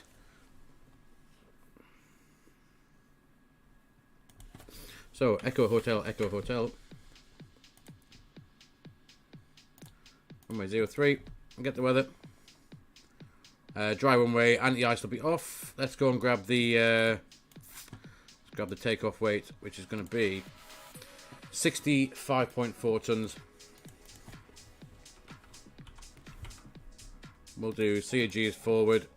Flex takeoff this time. Packs can be on. There we go. Flex to 67. 45, 45, 46. Takeoff weight being the limitation, as usual. So let's go on the performance. We're going to do flap 1. Flex of 67. And we got 145. 145 for VR, and also V2 is 146, all within a knot of each other. Thrust reduction is 1073 and 1073, and also across the other side for the engine out is also 1073 as well. Should populate itself. There we go. Cool. So we have the init page A is done, init page B is done, performance is done, flight plan we're now happy with, and we are good to go. We just get the chart for our pushback. We'll get that set up, find out which way we're going to go, and we can grab that. Let's get the charts here. Airport info, we'll have that as well. We'll double check the departure. We'll just grab the ones in for the arrival to Southampton as well. Charts, approach, ILS 20. Right, good stuff. Let's have a quick look at that departure. Just 1 second to make sure we're going to do Abned 2 Juliet. It's going to be left-hand turn, maximum 220 knots at or above flight level 60, all the way out to Abned. Any which way we go, it's going to be the same. It's 220 at or above 3000, and we have in here we're going to be at flight level 34, and then speed limit flight level 100, 125, 182 all the way across. Top of descent 31 minutes from takeoff. Umber flight level 175, Ockham 138, Pepsis 10390 at Southampton. We're not going to go via that, so that's alright, we'll ignore that. And then it's gone back up to flight level 291 for some reason. So yeah, we'll sort that out ourselves. So that's quite good. Right, let's one last look at the taxi to runway 30. So it's going to be a longish taxi. We're going to push back. We're going to go Lima 2, Romeo 2, all the way down Romeo, right away down to Romeo 6. And then we'll head out that way. So we will push back facing. I'm going to push back facing north. It's going to be the plan. So let's go and grab the pushback fella. There he is. We can close the doors. Get the door page up a sec. Where's it gone? Doors. Right, let's close the cargo, aft, and the forward doors. They should all start closing up. There they go. And we can jump up here. We'll get the APU bleed on ready. Fuel pumps are on. We can have the wing light on. Beacon and the strobe can come on. Seatbelt signs are on, which is always good. And yo, Mr. Jager, how's it going, buddy? Welcome along. Well, if we're gonna do it, we may as well do it right and proper, I guess. So yeah, we've got all that sorted out. Doors are closed now. We'll sort the pushback out. We will sort the pushback out. So we are just one last check of the chart. 1 second, because I've forgotten what we're doing. So we're going to push back. So it's going to be towards the left, isn't it? So if we just zoom out a little bit. We put one just there, and then we'll come back a little bit further. Somewhere, if that'll do. Where's that taxi mark up? There it is. We want to head this way pretty much, I reckon.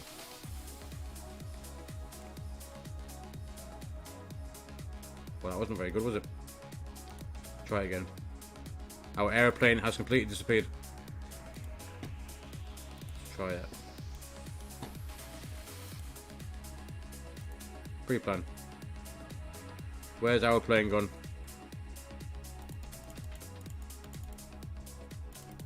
Otherwise we won't be able to get pushed back, will we?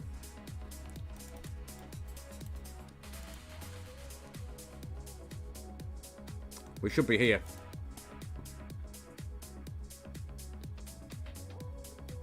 Cheers, Mr. Jaeger. Let's see if we can get our pushback again. If we hit Control and P. Not sure why that's not working. Manual pushback. I might have to do it ourselves. See, the pre-plan's not going to work.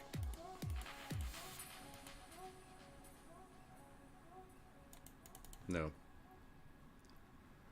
We'll do it ourselves, and then that way we'll have to just look out the window, unfortunately. So anyway, we'll get the engines ready to go. We'll have that onto ignition. We'll have the throttle cam back up. And we will, let's just get going. Parking brake is released. Manual pushback.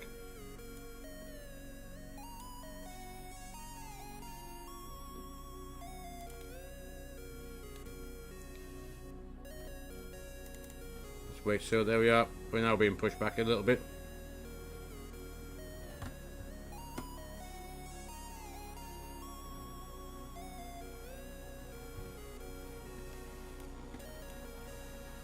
Cool.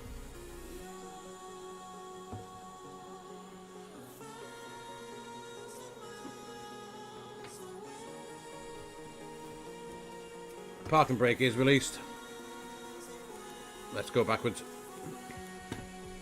We'll increase that a little bit. There we are. And with that we can go and jump back in. We'll just start up engine number 2. Here it goes. N2 is running. We'll stop the music for now so we can hear the engine spool up. If I grab that sim volume. There we are. Perfect. Let's just get that tug speed up a bit. There we go. Awesome.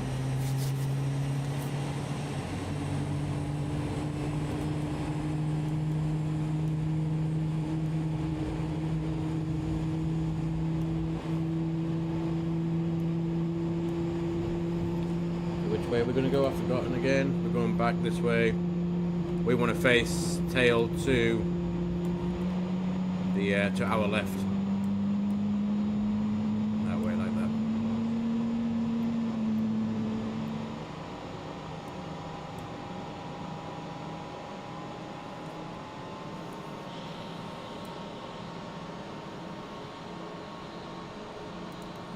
Something along the lines of that anyway. Looks about right. So while that's happening, let's go and have a look at the engine starts. That's a good start on engine number 2, so let's go and get number 1 up and running as well.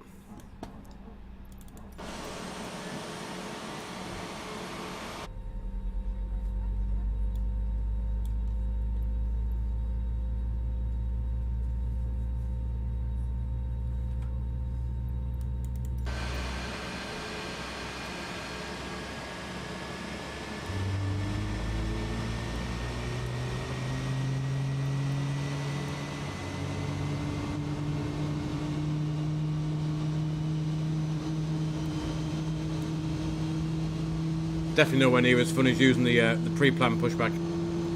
Having to do it yourself. Pretty pants.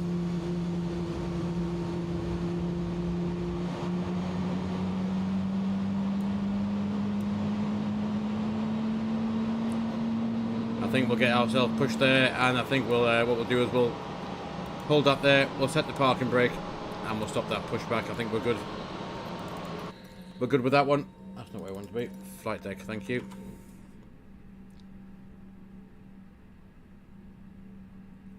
Actually, have I pushed us the wrong way now? Oh no, we have to go all the way back down again. That's right. Good, so we have good start on engine number 1 as well. Let's get that back to ignition. Norm. We'll set the flaps to 1. We'll arm the speed brakes. And let's get ourselves going. I think that's a bit of a longish taxi. So if we could take, can we take not this right, the next right will be, sorry, next left will be Lima 1, and we'll get some lights on. There we are. Not those ones, but that'll do. We can see where we're going at least. So it's the next left we're going to take across the end of runway 21 all the way down Romeo to Romeo 6 is the plan. We can set auto brake to max. We'll crash into this fuel truck.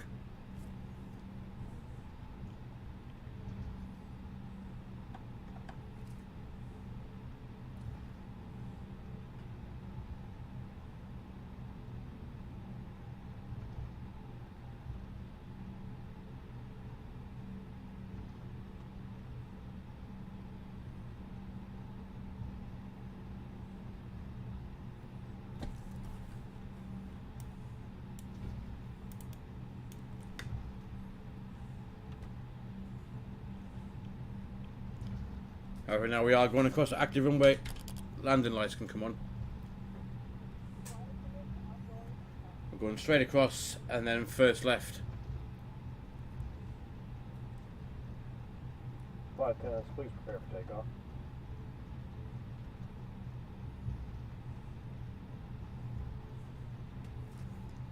And this will be Romeo 1 onto Romeo, and then we've got like a 3,000 meter taxi now all the way down to the other end.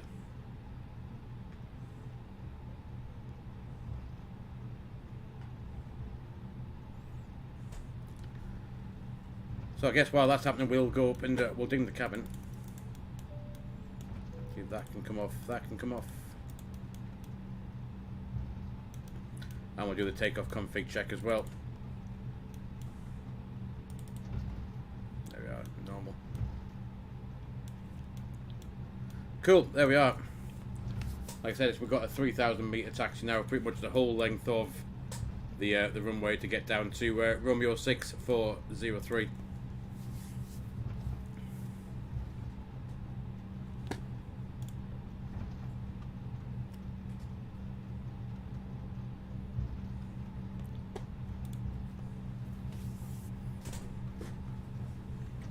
Evacuation flight is to be detached from the aircraft and used as a ramp. All exits are clearly marked with a sign overhead. If necessary, floor level lighting will illuminate the aisle top and the exit.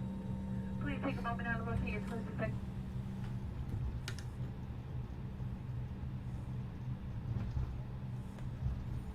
So one last quick look at the departure route.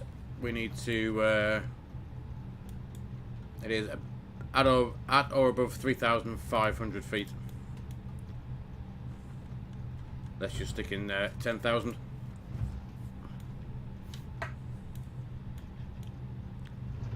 That is definitely at or above 10,000, which is, sorry, 3,500, so that's good.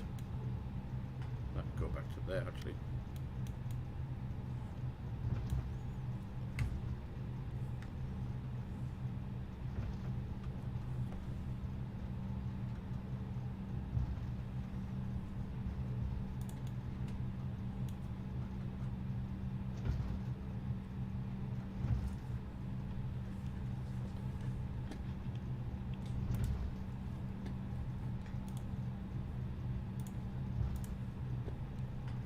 They are halfway down, 3/4 of the way down now, not far to go.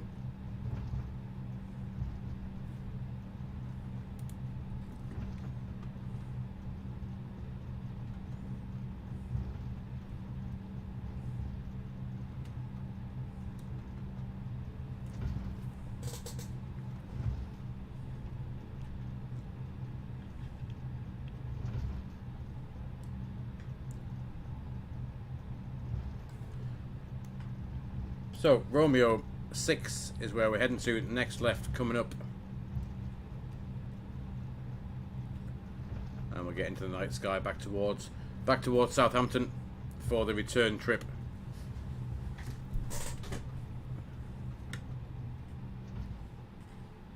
We'll just turn left just here.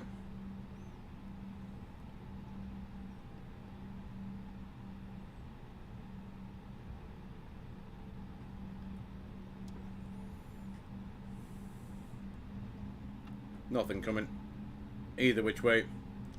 We can get lined up. I think we'll do a roll and take off. No need to come to a complete stop. We got V speeds 145, 146, climb nav 1FD2. We got 10,000 blue, QNH 1028, auto brake max, signs are on, cabins ready, spoilers arm, flaps are at config 1+F, takeoff config's normal, ecam memos, takeoff no blue. There is 50% N1. 2 clicks forward. Man flex 67. SRS runway. Auto thrust is armed and blue. And away we go.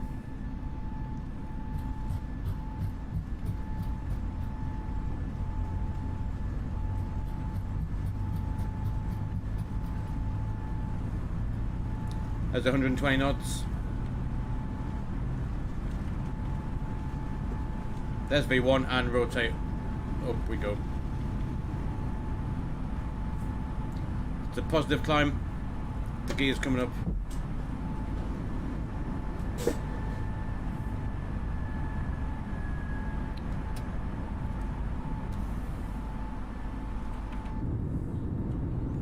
How good does that look?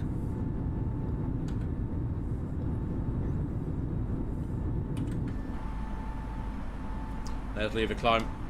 Thrust climb nav at 10,000 blue. ILS can come off actually. We'll get above that S speed, we'll retract the flaps and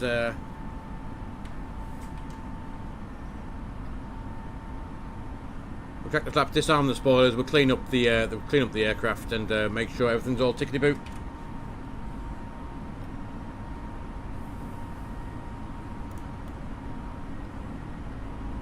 There's that S speed. Flaps are retracted. Throttle cam can go away, and we should be landing just over an hour's time.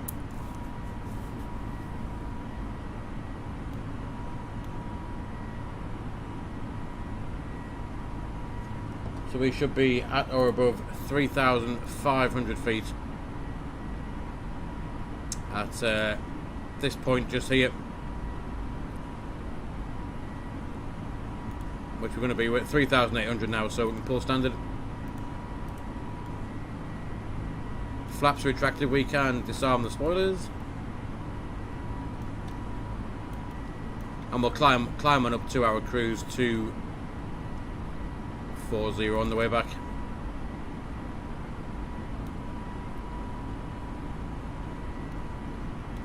Look at the sunset across there. We're chasing the sun a little bit I mean, it is completely dark here, I guess. But sim time is 19:37. We are a couple of hours behind live time.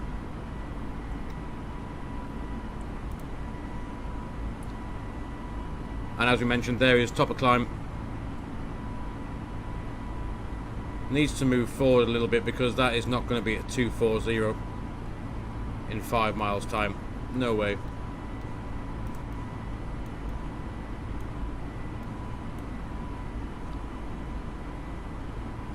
No way is that top of climb.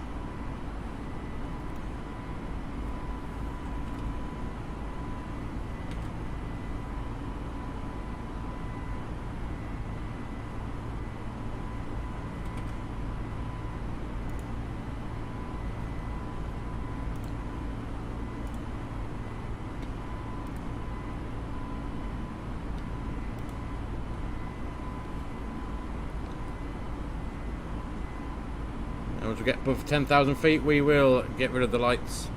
Seatbelt sign can come off. I think the air is nice and stable. Passengers can get themselves wandering around the cabin. Let's get those off. That can come off. That can come off. Seatbelt sign also can go off. And with that, we will lower the volume, and we'll get a bit more music on for this return flight.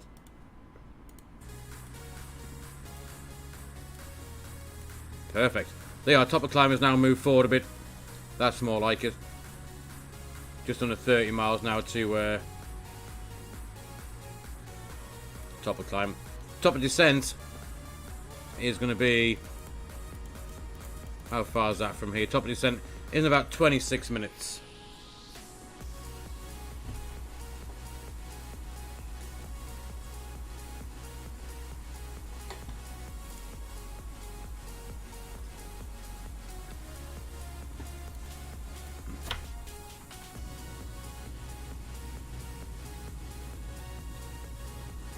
Yeah, it was quite a cool flight in. We had to obviously had to go around on the way in because we mucked up. So we've had a quick look on Volanta. You don't want to see Streamlabs, do you? You want to see this one.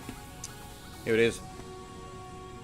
We just had a flight plan for this one, and as you can see, there's our departure. But this is the on the way in. We ended up going around. Very nice go around track. Actually, that was the self-vectored go around. We go to flights and have a quick look at the one on the way in. As you can see, they all look pretty good. Descent was quite nice as well. Continuous descent as well. All the way down, but not quite low enough. But landed minus 232, not too bad. But yeah, you see, we came in original track. We got to about here. You can see, and we climbed back out again. Went around, tried again, and got on the deck quite nicely. And there we are right now.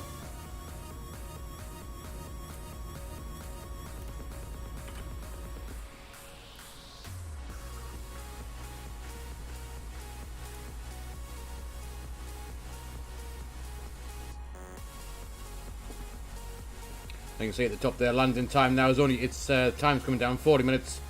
Landing just before 11 o'clock local time.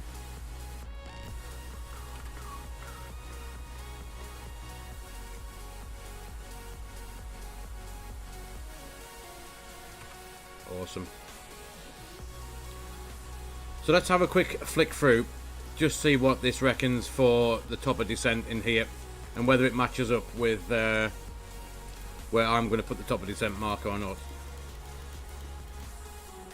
Top of descent is that it just there? So it's just 10 miles from Trippo, more or less. There's top of descent. So if I go and pop in the top of descent marker for here, Umber to Sierra, we're coming down to Pepsis, and the arrival via the Sam VOR. We're not going to do that.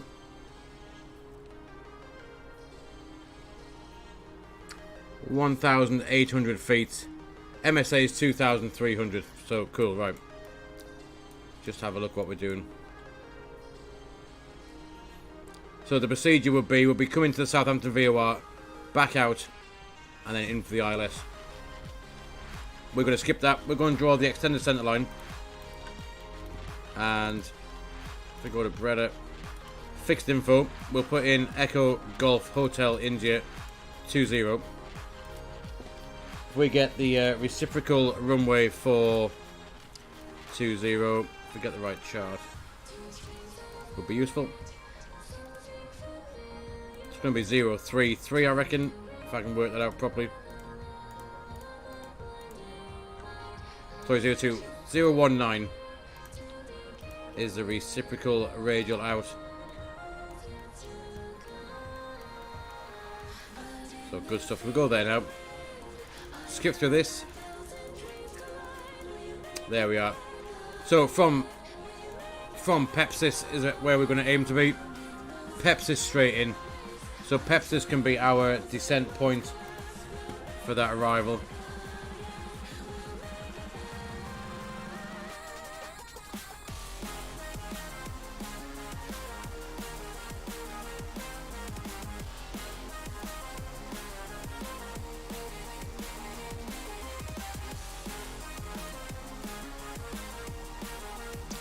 So yeah, 7.2 miles from Southampton. We want to be at 1,800 feet.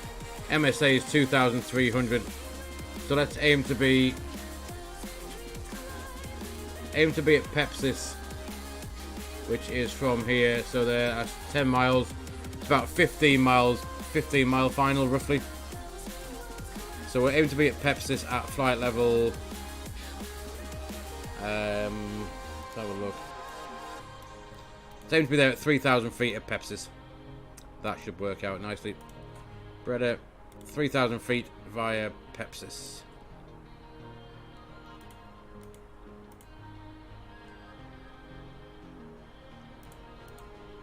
Pepsis, is that how you? That actually how it's spelled?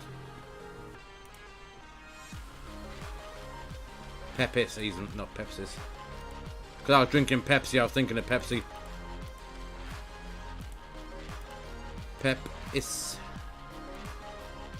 Pepis, 3,000 feet. So what we need to lose off there. 21,000 feet. 21, 42, 63 miles. 63 mile radius there.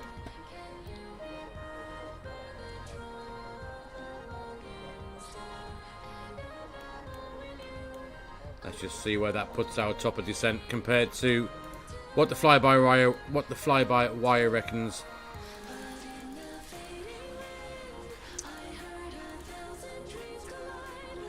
So Trippo, 10 miles from Trippo is there.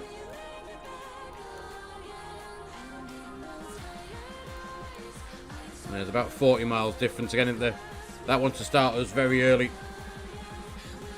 We want to start just there.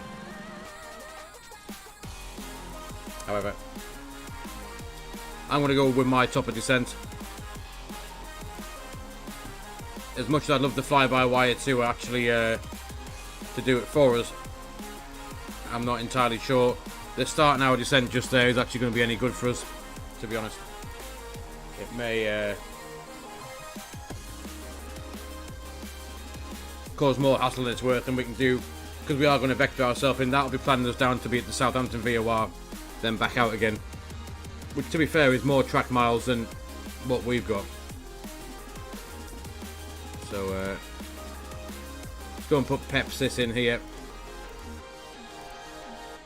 See how far we got to go. 202 miles. So that top of descent we said was in 26 minutes. So ours might just be a little bit over 26 minutes from now. Be roughly about 22:45 Zulu for our top of descent.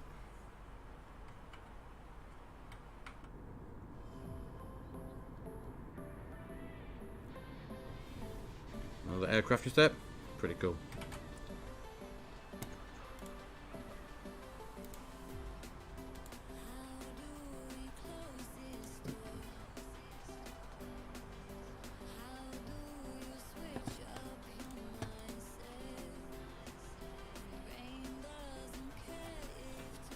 So just while that's doing that, oh, that's the wrong button. Didn't want to press that, I want to press that one. Just while that is doing that, we are speed alt cruise. Let's just go and pull the speed up to, I'm not sure, max decimal 6.8. Very slow, let's go up to 7.8.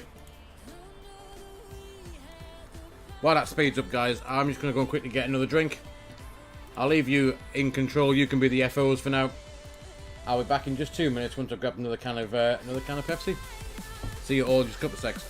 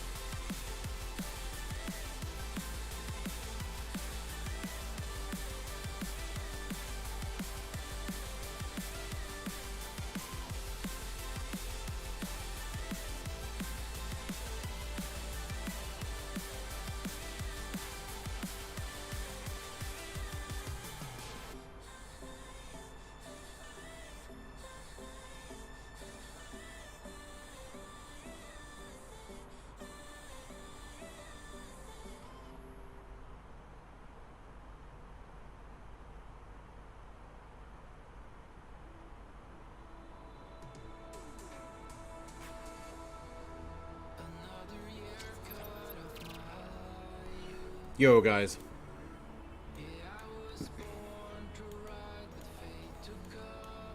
how are we doing? Let's get back to a better view. There we go. Cool. We're heading out over the North Sea. Let's just get these tidy up these charts a little bit. Departure chart can go. That can go for Eindhoven as well. Let's get rid of that as well and that. They are nicely over the North Sea. Now we start our descent just to the southeast of London, right over Bexley Heath, more or less. Then in towards Southampton. We'll go towards the Solent, and we'll head on in. Like I said, we're going to come up. So Pepsis is there's Pepsis, and pretty much we're going to start our turn onto the extended centre line just here and straight in. Instead of flying down, we would have to fly down this way over the VOR, back out again, and back around, which we're not going to do. That just seems a little bit too much of a faff when we don't have to do that.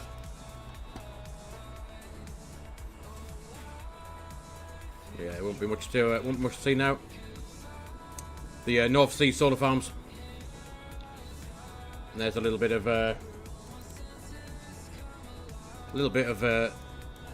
Netherlands further down towards northern France, and there's the east coast Canterbury of the UK as well.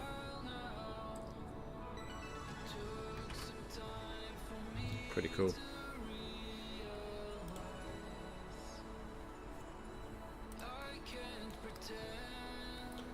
So Southampton, one thing we have to be aware of when we come into Southampton, the runway is rather short. We're going to come in 2-0. We've got 1,723 metres to play with. Not a lot. We definitely, I don't think we'll make Bravo for the exit. We'll come down, we'll roll to the end, Alpha 1 back in, and we'll come park up somewhere on the northern apron. We did start off, actually, apron cul-de-sac is where we started from, to be fair.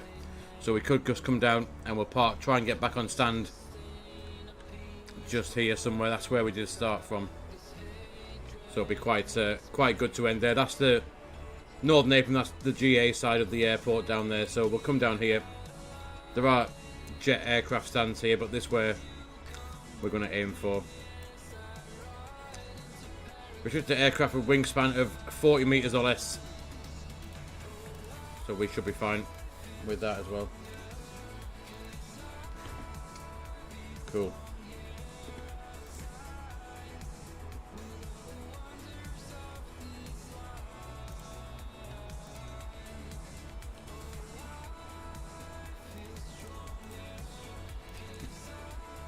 So let's see what we're going to do.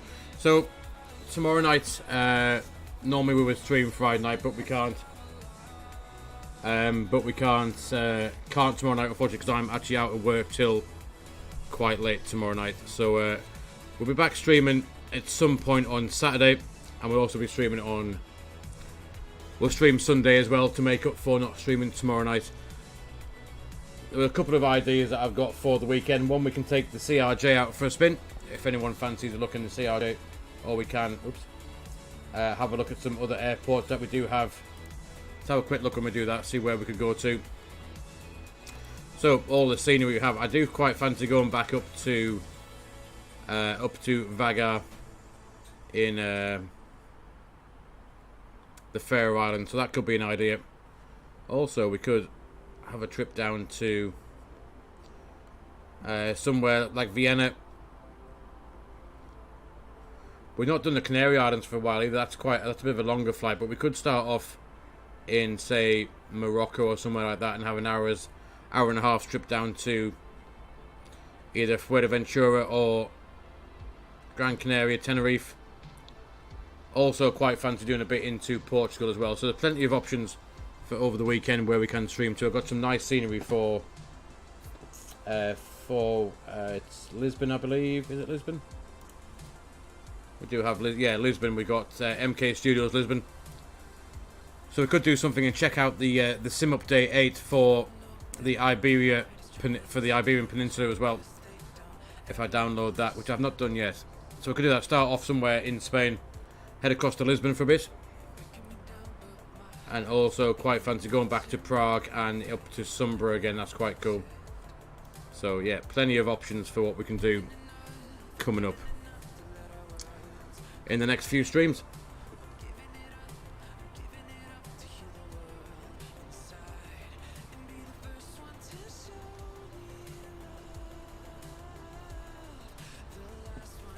Because Sumbra was quite a nice approach. I did enjoy that. If we grab the if I head back onto YouTube a second. The approach into Sumbra was pretty cool. If I go to videos, where is Sumbra? Actually, not Sumbra. If we have a look at Vagar, Vagar was an awesome approach. Where is it at?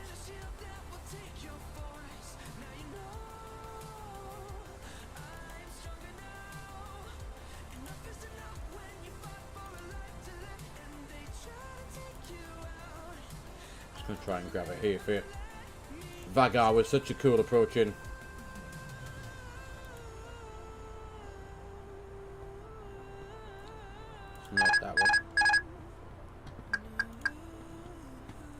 Not that one.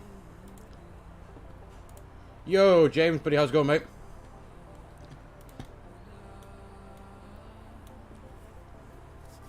Yeah, no, I had nothing better to do, to be fair. So I thought I'd hop on and do a stream.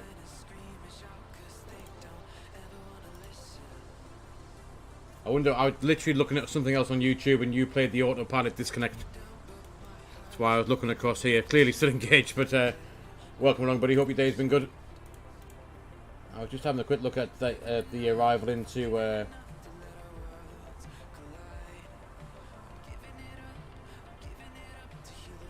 into Vagar, which was one of my favourite arrivals so far that we've done. Edinburgh to Vagar, there it is. That's what we did. This was the arrival in. It was so cool to fly this approach. Look at this. Runway's right between the terrain that we had to come over. That is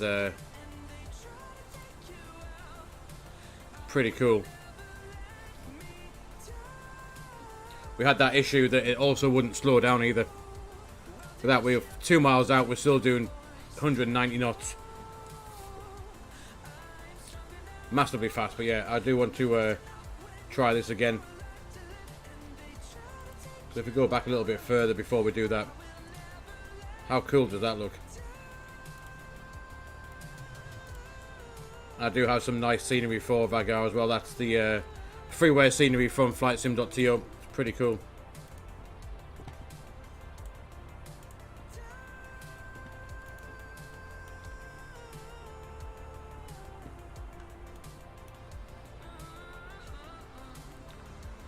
So I think it's got that top of descent there to be at Ockham by flight level 160. Is what I'm thinking is why that's got that top of descent.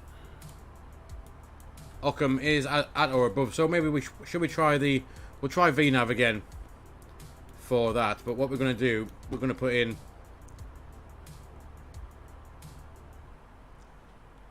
in, let's just go down to, let's try flight level like 60 for now. And we'll leave it there. We'll get to that top of descent in 20 miles. We'll put it in managed descent so we come down to Ockham. And we'll see how it goes for that. You need to broaden your horizons outside the UK. I mean, to be fair, every airport obviously is different, but if you can fly into one that's got an ILS, you can pretty much fly into them all as long as you know what your altitude restrictions are. To be honest, it's not too bad.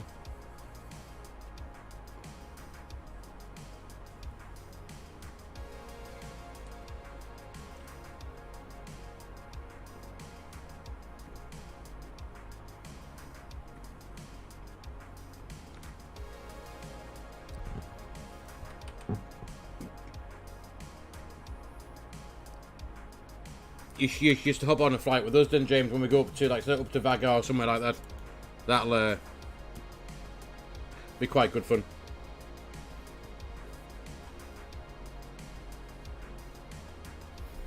What airport do you reckon that is? And let's have a quick look. Where's the airport thing? Let's pop them on.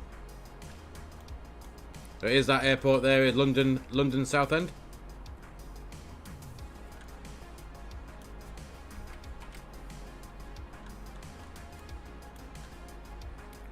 You can see the pappy lights, 4 whites, far too high.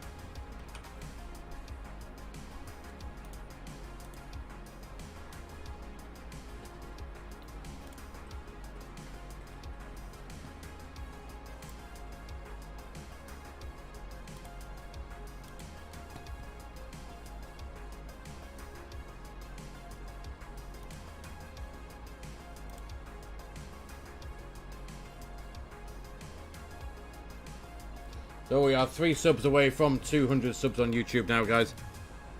Awesome stuff. Like I said the other night, or yesterday afternoon even, sorry, that wasn't too long ago that I actually started streaming. And to get to 200 subs on here quite quickly is, to be fair, pretty cool.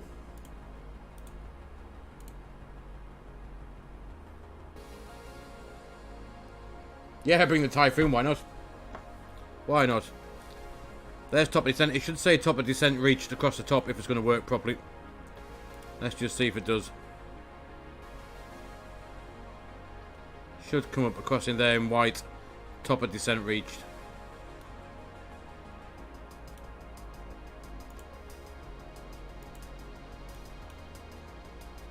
Which it clearly hasn't. So yeah, that should have been top of descent. It's clearly gone out there as well. Let's just try that, see what happens. It's got alt descent flight level 160 in, so it's going to stop us at Ockham at flight level 16 anyway. Be nice to see a level off arrow somewhere at some point. We will just go back to manage speed. Or not, that's the case maybe. It's a bit interesting. Just do that. Why can't we go back to manage speed? There we go. There we go. That reckons we're 2,300 feet high. If we go back in here, have a look. 2,300 feet high.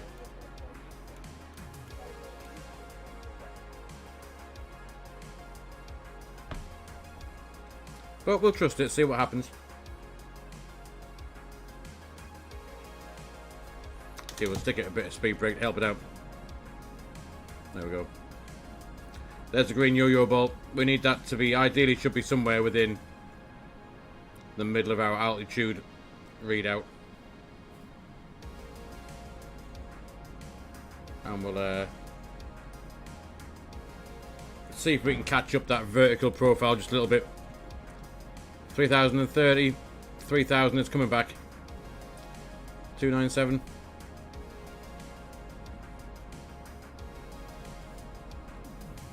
So there's my top of descent. My top of descent was ignoring that flight restriction at Ockham. So maybe the fly-by-wire this time was right. We'll get rid of that.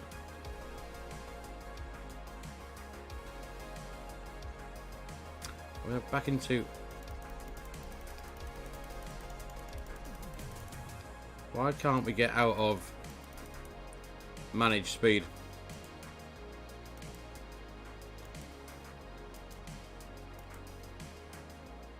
It's not. I should bring that back to 270 knots. 290. That'll do for the descent. Yeah, it's not. For some reason, not letting us descent 291. That'll do. Keep that for now. But yeah, I'm not sure why we can't go back to managed speed.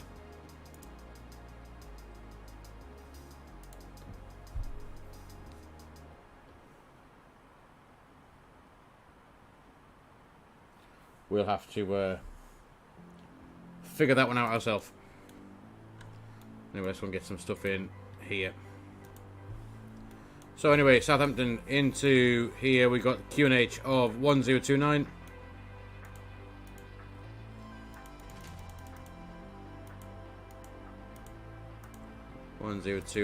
Temperature, that was 7 degrees. Not 77. 7. The wind is 200 at 1. Sorry, 020 at 1 knot. And we'll grab the barrel ref off there as well. 244.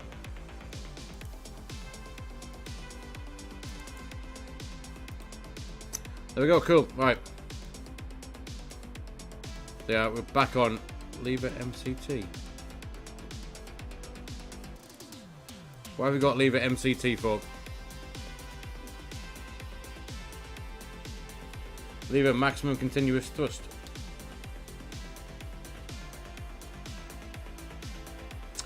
Are we going to have an issue with our... Yeah, the speed is not working properly, is it? So, let's just come back to... Let's stay at 165. Let's see, we're having one or two little issues with this arrival at the minute. So we're down at 160 now, which is fine. We need to be 210 knots at Pepsis. Pepsis now is 46 miles away. And Pepsis is 15 miles out roughly from the airport. So we've got 60 miles left to run. And VDev reckons we're starting to get a bit high. I'm not sure why, because we're well away from Ockham.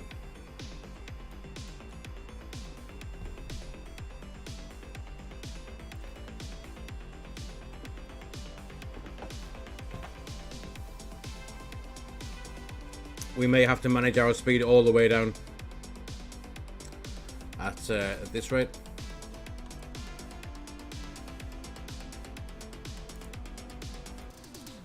Not sure why we can't have it in the climb. Yeah, so if we put that in there, in the climb gate where it should be, it is flash and lever MCT, so it wants maximum continuous thrust. For some reason, we are not getting any. Yeah, engine 1 is knackered, I think. So engine 1's got a problem. Let's have a look at engine 1. Can we see it? Not really. Both look the same. But yeah, engine 1 is getting no thrust. You see fuel flow 300 kilos compared to engine number 2. So yeah, so we got engine number 1 is broken at the minute. So we're going to fly the rest of this arrival now with one engine. So that's going to be interesting. Rudder trim. So if we go into the flight control, pitch up 2.9, the rudder will be counteracting the thrust that we've lost on this side engine. So there'll be more rudder being used, I would have thought. Should be able to see the rudder at the back being kicked around. You can see it being deflected, I think. Or is that straight? So yeah, so this engine's not working, so there's more thrust coming here. So there should be some left rudder being used to keep the plane flying straight. So yeah, we got a knackered engine number 1. Which will be why we can't do anything with managed speed, I guess.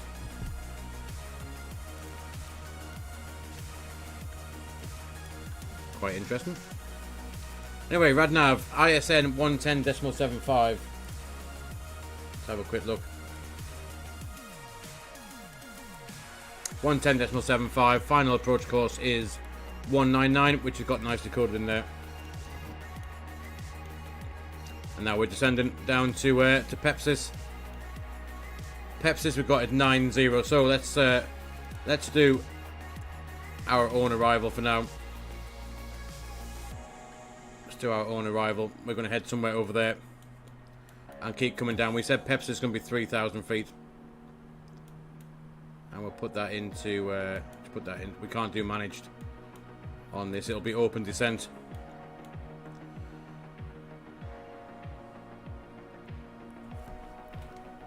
Actually 12, 3 to 36. We got 26, so we're slightly high. Speed break time. Kill a few fairies. And we'll keep that speed up at 275.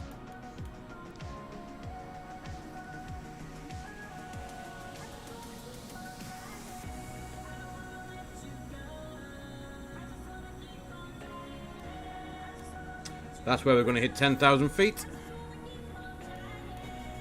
We're getting ILS readout yet? Not yet.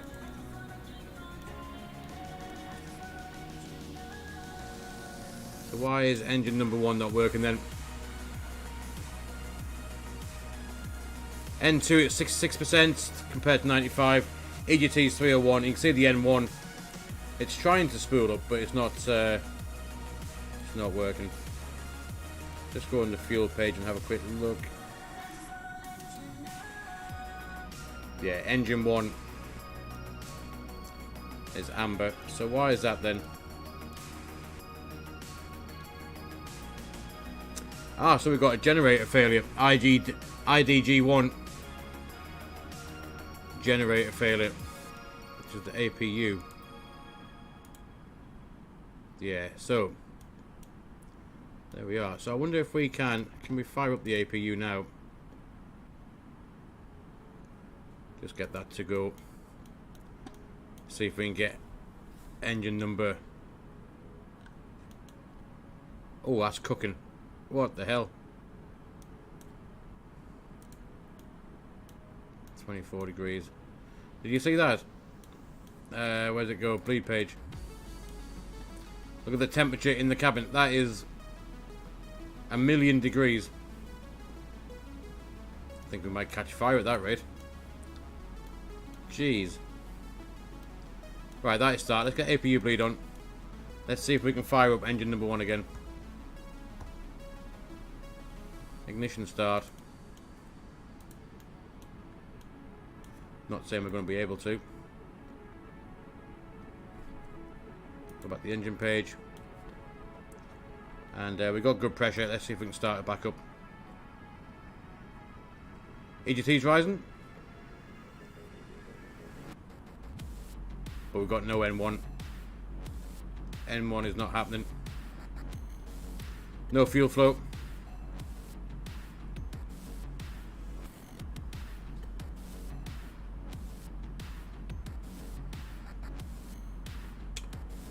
Oh, holy moly, leave a climb.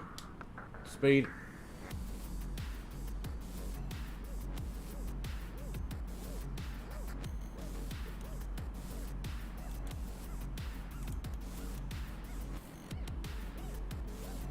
And now we come back to 250 knots. Below 10,000 feet, we'll get the lights on. There we go. Lights are on. Pepsi's 10 miles. We need to lose 7,000. We need 21 miles still for this arrival to work, I think. We've got 24.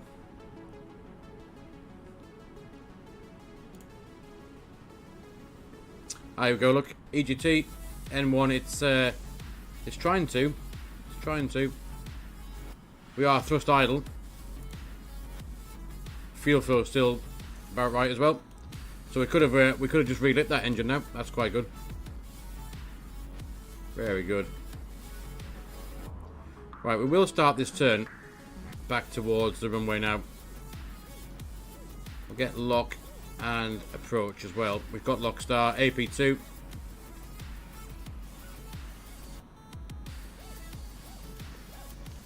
And the platform altitude into Southampton we said was 1,800 feet. So we'll just keep that coming down now. 2,000. We've got 22 miles.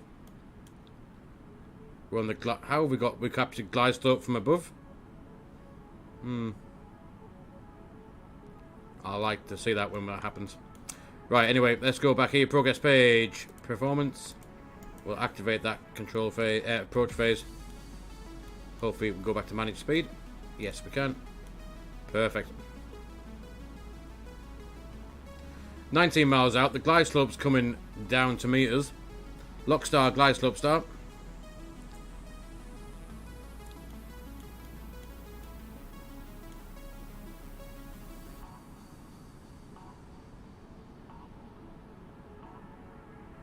Let's go back on the QNH. 1029.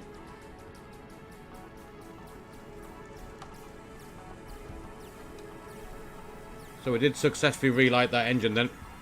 We will have auto brake max for this. Sorry, medium. Not max. 6,500 feet. And there is lock pulling us on the localized. There's the runway ahead. We just need to get that speed down now. We need 9 miles to be at 3,000 feet, so we're about 10 miles. And we've got 15 miles left to run. Perfect. Speed, however, is a slight issue. Pull that. Let's just get that speed off.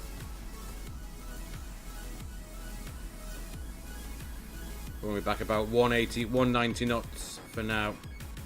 Let's have that.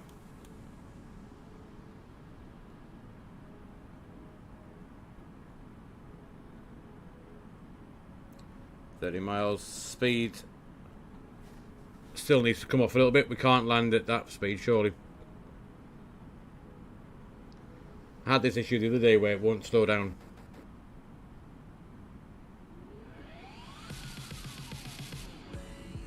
Right, let's just sync up the McDo. Center fix, direct. And 1,800.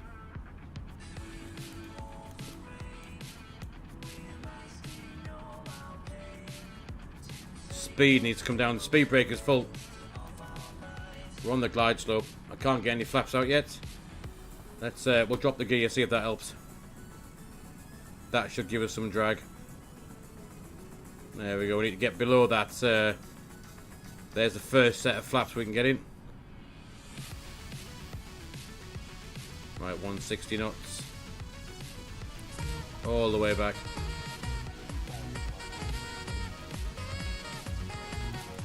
Spoilers, I need to keep the speed brake out just for a few more minutes, buddy.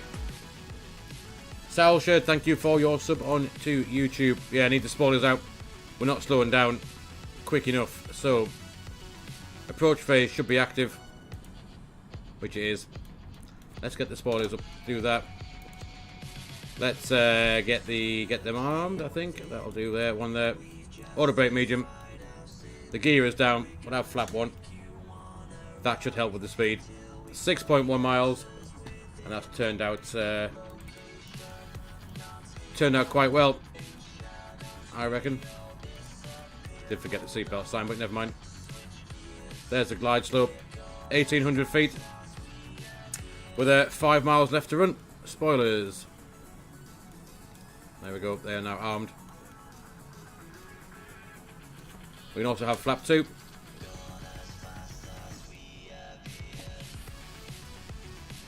Though we're going to have...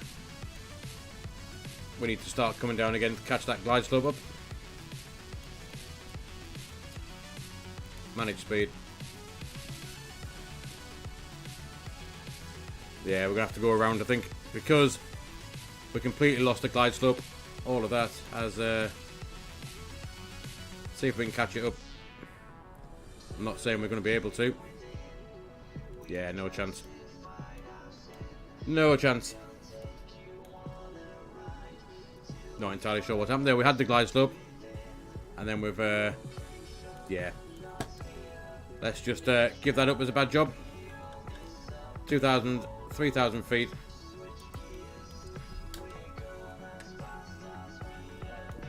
SRS, go around track. Pull the heading. Flaps back to 1. Go around, Mantoga, SRS. Head in mode. 3,000 feet. There's the S speed. We'll track the flaps again. We'll go around.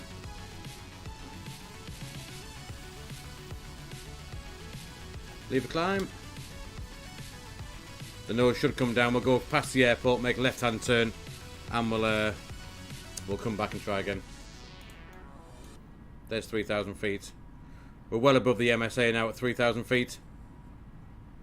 There's the S-speed. Flaps back to 1. And what we'll do is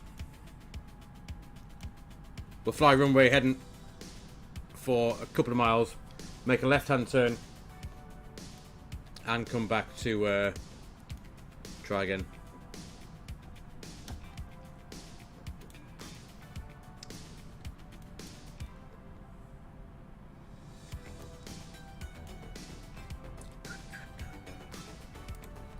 We'll have a quick look at the track. We're flying. That's the go around is literally runway heading 199 degrees. Then we can go in the hold if we need to. But we'll fly this way, back around again, and we'll give it another shot.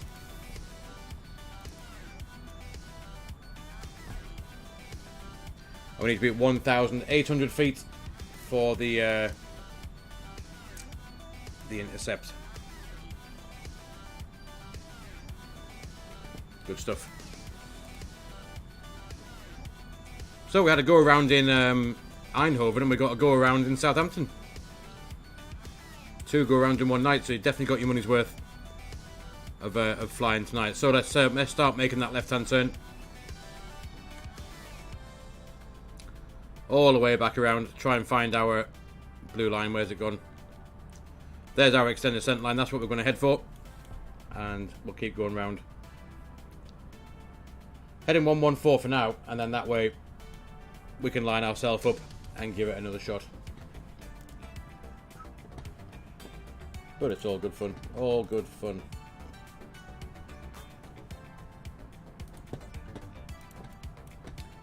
Bit more.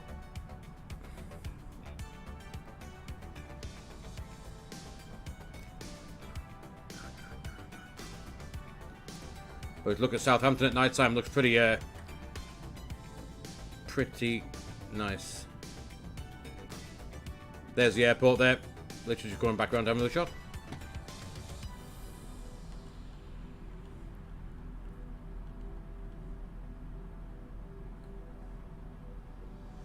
So if we fly parallel with that blue dashed line, the extended centre line, then we'll start making our descent back down to 1,800 feet.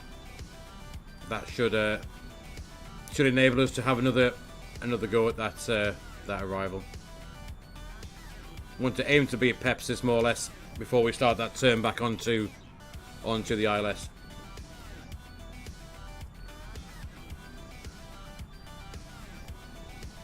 That'll do. Perfect. Oh, and the McDo's broke. So the McDo does not like to do go-arounds, clearly.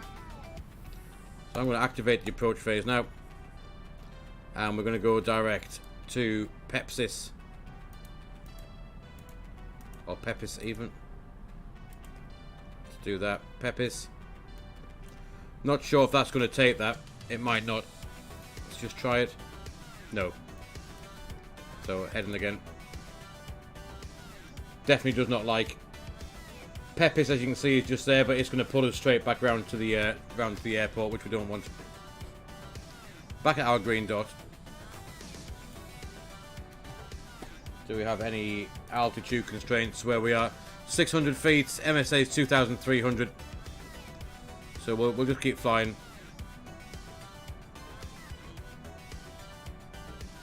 Head in this direction for now. There's nothing, like I said, it's 2,300 feet all around here. With the highest point being 658 feet, 638. So we should be fine to start that descent very shortly.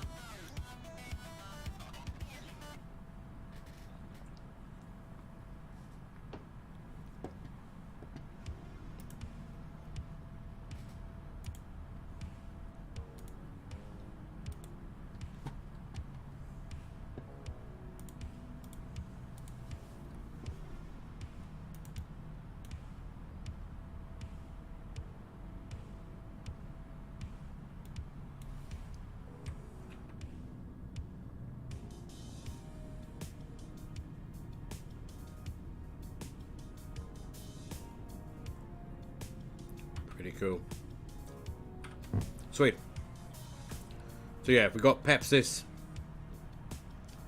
And then we got nothing else in there after that. No, nothing. There's nothing really. Any issues with me, to be honest. Nothing's changed much. Still seems nice and smooth. There's been no crash to desktops. Nothing else really, to be honest with you. It's all been good. So let's just go down to 2,500 feet now.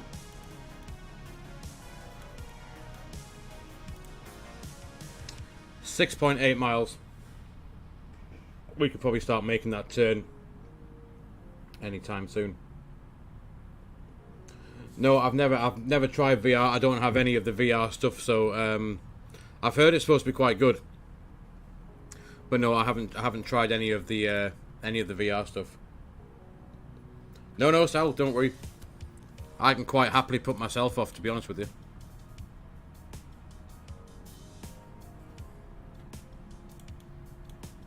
Yeah, I've seen other streamers, they've either used VR or they've got, was it the head tracking, or Track IR, that's the one that I was thinking of. So, 2,100 feet, we've got the ILS ident there. Let's arm the localizer, approach, AP2. Why won't that go in? ISN, approach. AP2, that's better. Right, let's swing ourselves around and continue that descent down 1,800 feet. Cabin can be told to sit on their arse. Spoilers again are armed. Still got medium auto brake and a bit more of a swing round. This away.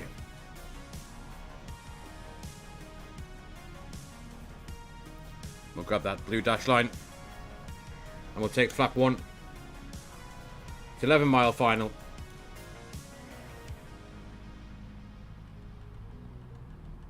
Should be just about right this time. I'm not sure what happened the first time round, but this one looks ever so slightly better than last time. There we are. 1,900 feet, the glide slope into Southampton we should get at 5.2 miles. We can have flap 2. Let me put up the throttle cam. There it is.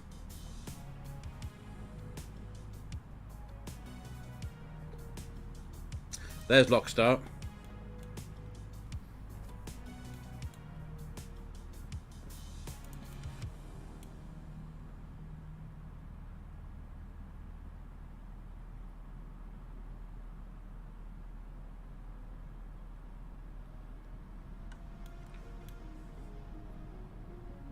I'd quite like to see the localizer thing start to move. There it is. And we said 5 miles, so in 5 miles time we should see the glide come alive. There's the airport dead ahead.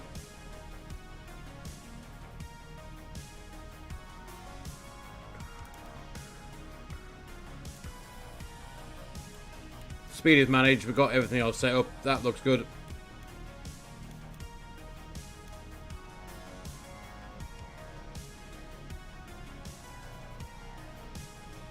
Perfect, so we'll stay flap 2 for now. A little bit further in, we'll drop flap 3, we'll get the gear down, and we'll try again. And the whole point of landing, what we're going to do, we are going to land and all the way down to come off at Alpha. Right, so that is all brief. We've got that all set up again. We know what we're doing with the go around because we've just done it.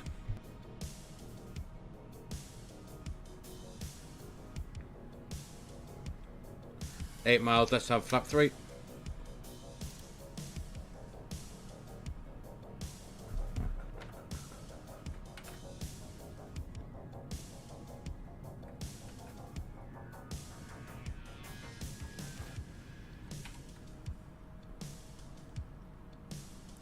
Lovely jubbly.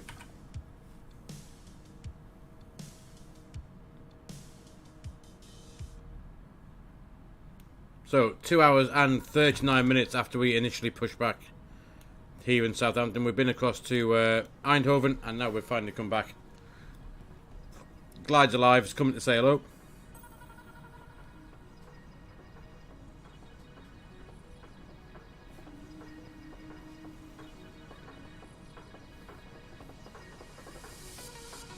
So hopefully this time we'll get glide slope start and it won't actually just disappear. It says 5.2 miles. There's 5.4. There's the glide slope. 5.2, bang on, glide slope start. There we go. Let's have flap full, gear down. And we'll stop the music for the arrival so we can hear the Airbus shout out anything that it's not happy with. There we go. So anyway, as we tried before, the gear's down, the signs are on, the cabin's advised, spoilers are armed, we've got flaps full, and the go around altitude, we'll just set that back to 3,000 feet. There's go around altitude set, QNH 1029, ECA memos landing, no blue. And we have 2 white, 2 reds on the pappies this time. 3.5 miles.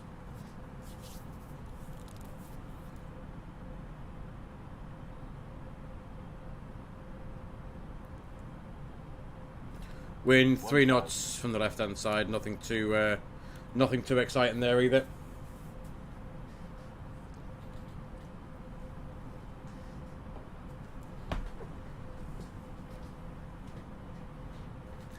And I'll get my feet on the rudder pedals ready. There we are. Good stuff. Wind directly 1 knot. Now nothing exciting.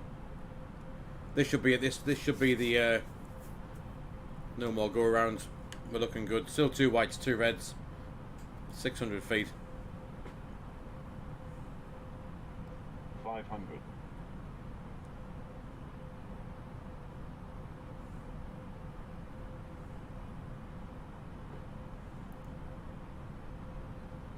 400. Right then. 300. 100 above.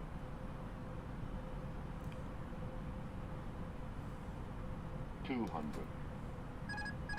Minimum. Minimums continue. There's the train station, rail tracks, whatever they're called. 100. Can't afford a flare, not available on runway. 50. 40. 30. 20. Retard. 5.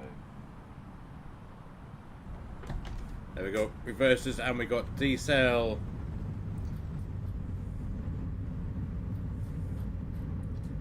There's 6 knots. Reverse idle. Auto brake can come off. And we'll toot along too, like we said, to Alpha. Good stuff. That felt like a half decent landing. That did, to be honest. It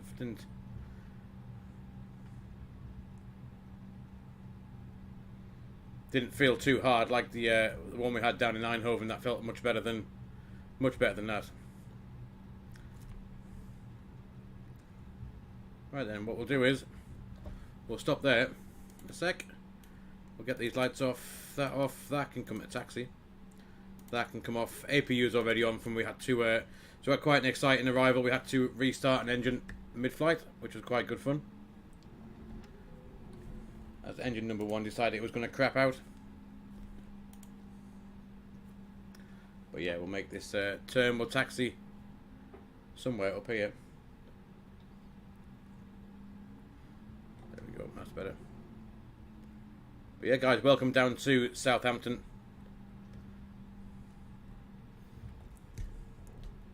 After quite an eventful arrival. Engine number 1 gave out, and then we had to go around as well because of a knackered glide slope intercept as well. So, all in all, that was rather fun.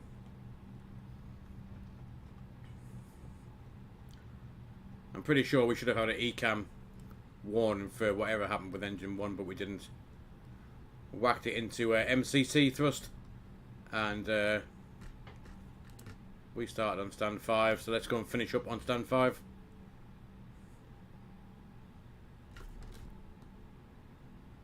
If we can get it straight, that is. Somewhere about there. There we go, guys. Let's just tidy up the flap speed brakes. And we are now nicely parked up. So yeah, so we had the go around in Eindhoven, which was my fault for trusting the new VNav in the fly-by-wire. So we had to go around there, and then we had to go around back into Southampton. We had engine number 1 that quit part way across. That had to go to MCT thrust for a bit. Then we turned the APU on, APU bleed, and we managed to relight engine number 1. So that was quite good for the arrival. Otherwise, we would have had to manage our speed all the way down ourselves. So I'm quite happy that we managed to do that as well. So that was quite good fun, as well as like we said, the go around.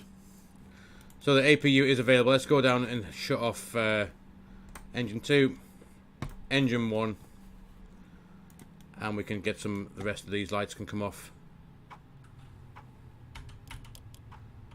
There we go. Not that much light off, but that is slightly dark. So that's that off. That's that off. We can get the seatbelt sign off if we can find it now by turning those lights off. There it is. And let's go and get the steps and stuff for our passengers to go on their merry way. So forward doors, aft cargo, catering, baggage.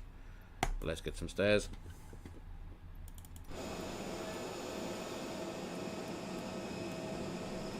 Forward door. Stairs. Nope. Bit of crappy parking, not quite as far forward as I thought we were. However, the fuel truck's coming. Cargo door. Baggage. Nowhere to be seen. This is payware scenery for Southampton from Orbx, which is quite nice actually. I'm not sure why we have no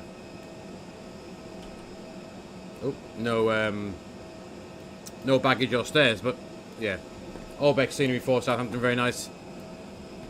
But yeah, guys, welcome back down there. Let's have a quick look on Valence. We'll finish that flight off. Let's have a quick look at the go around here. See, we flew, so you can see the go around in Eindhoven that we did, and then we flew back out again down this way. That's our flight there. Let's just grab it on here. There it is. And then we mucked up a little bit, go around again, and down with -137 in the end, which was pretty cool. But guys, thank you ever so much for coming along. We've been going out and been streaming for 3 hours and 15 minutes. Thank you ever so much for taking the time out of your Thursday evening to come and watch me waffle on and cause one or two issues trying to land planes and whatnot.